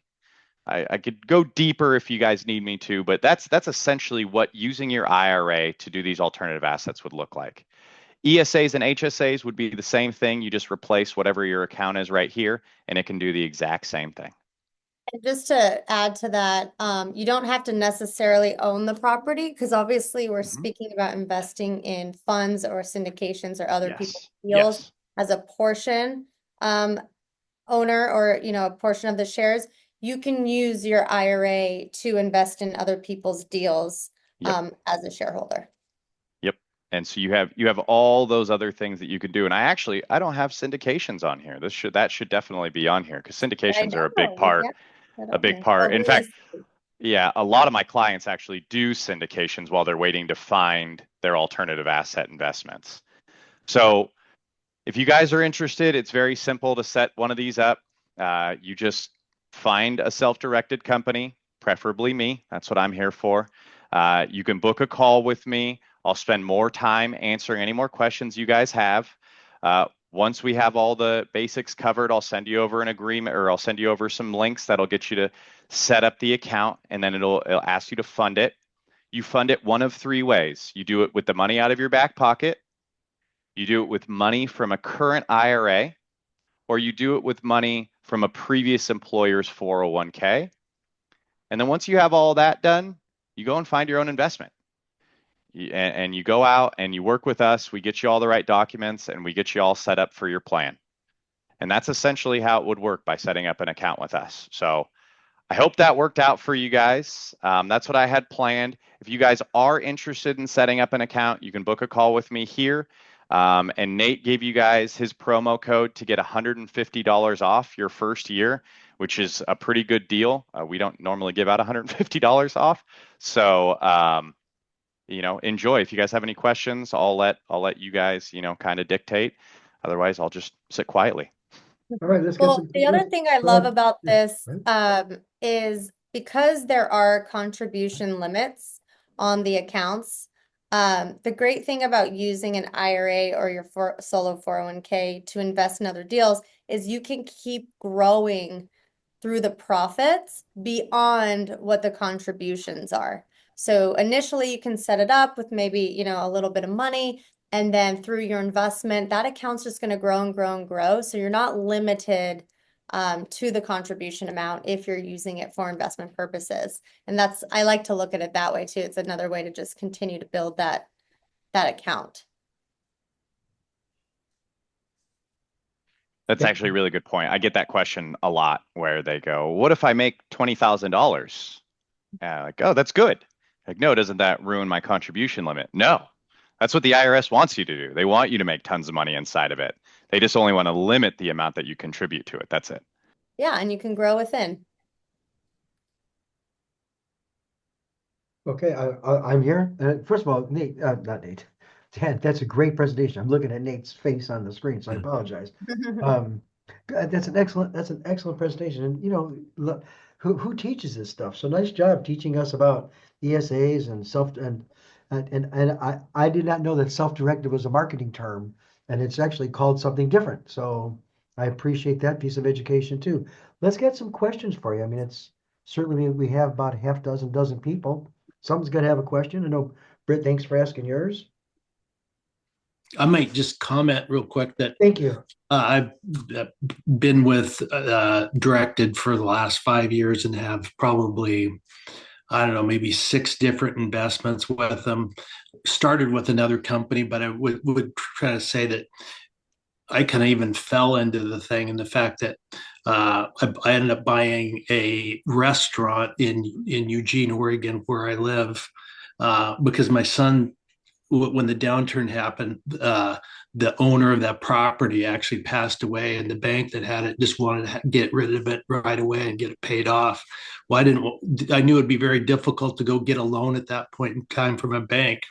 So I actually took my IRA money and bought that restaurant, the drive-in facility, and the whole works. Kind of do rounding numbers. We bought it for $500, brought in $5,000 a month for 10 years. Recently sold it for $1.5 million, and then diversified it into all other things like syndications and other funds. Plus, it kind of led us to being more comfortable doing that. So it's just a great opportunity, and Directed is like the best. We were with another competitor, and once we moved Directed, it's been smooth sailing for us. Mike, so when you sold the restaurant, did the proceeds go back into your account? Well, actually, when we sold the restaurant, we basically sold it to them basically with about 50% down, and then we carried a contract too. So we have contract income that comes through on that for the next 20 years, basically.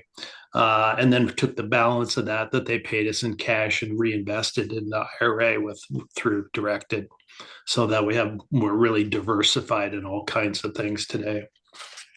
That's a cool story.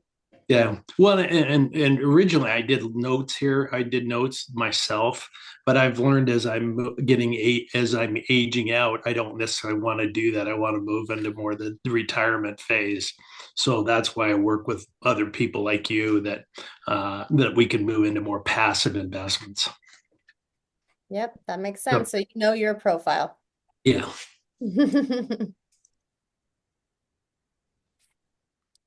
Stuart, has anyone invested in your deals with an IRA or 401k? Yes, as a matter of fact, they have. Yeah.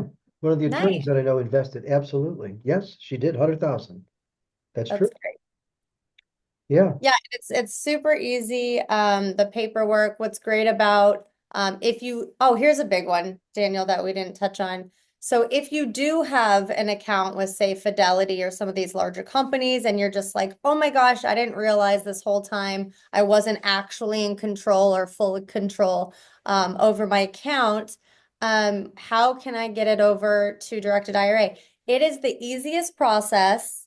Maybe you can touch on that, but I've worked with many people that have been with like Fidelity, Liberty Mutual, other big companies. And for the most part, it's a very seamless process. You just sign off documents on one end. Well, Daniel, I'll let you talk about it. Yeah. That's your Yeah, thing. no, transferring that's the best one. Rollovers, I'll get into why it's a little bit less frictionless, but transfers are simple. If you already have an IRA, just schedule a call with me. I'll get you over paperwork. You click a link, you open up the account. It takes 24 to 48 hours. Once you have the transfer portion of the documents completed, it takes us about 5 to 7 business days. It's not us, it's banks. It's banks talking to banks, so they take a little while. But that's very fast. And we initiate the transfer. So you don't even have to do anything. Once you fill this document out, it tells us, hey, Fidelity, we have client A who wants to do a full transfer or partial transfer. Remember, you don't have to do all of it. I heavily encourage people to stay diversified, have some stocks, bonds, and mutual funds, but get into alternative assets as well.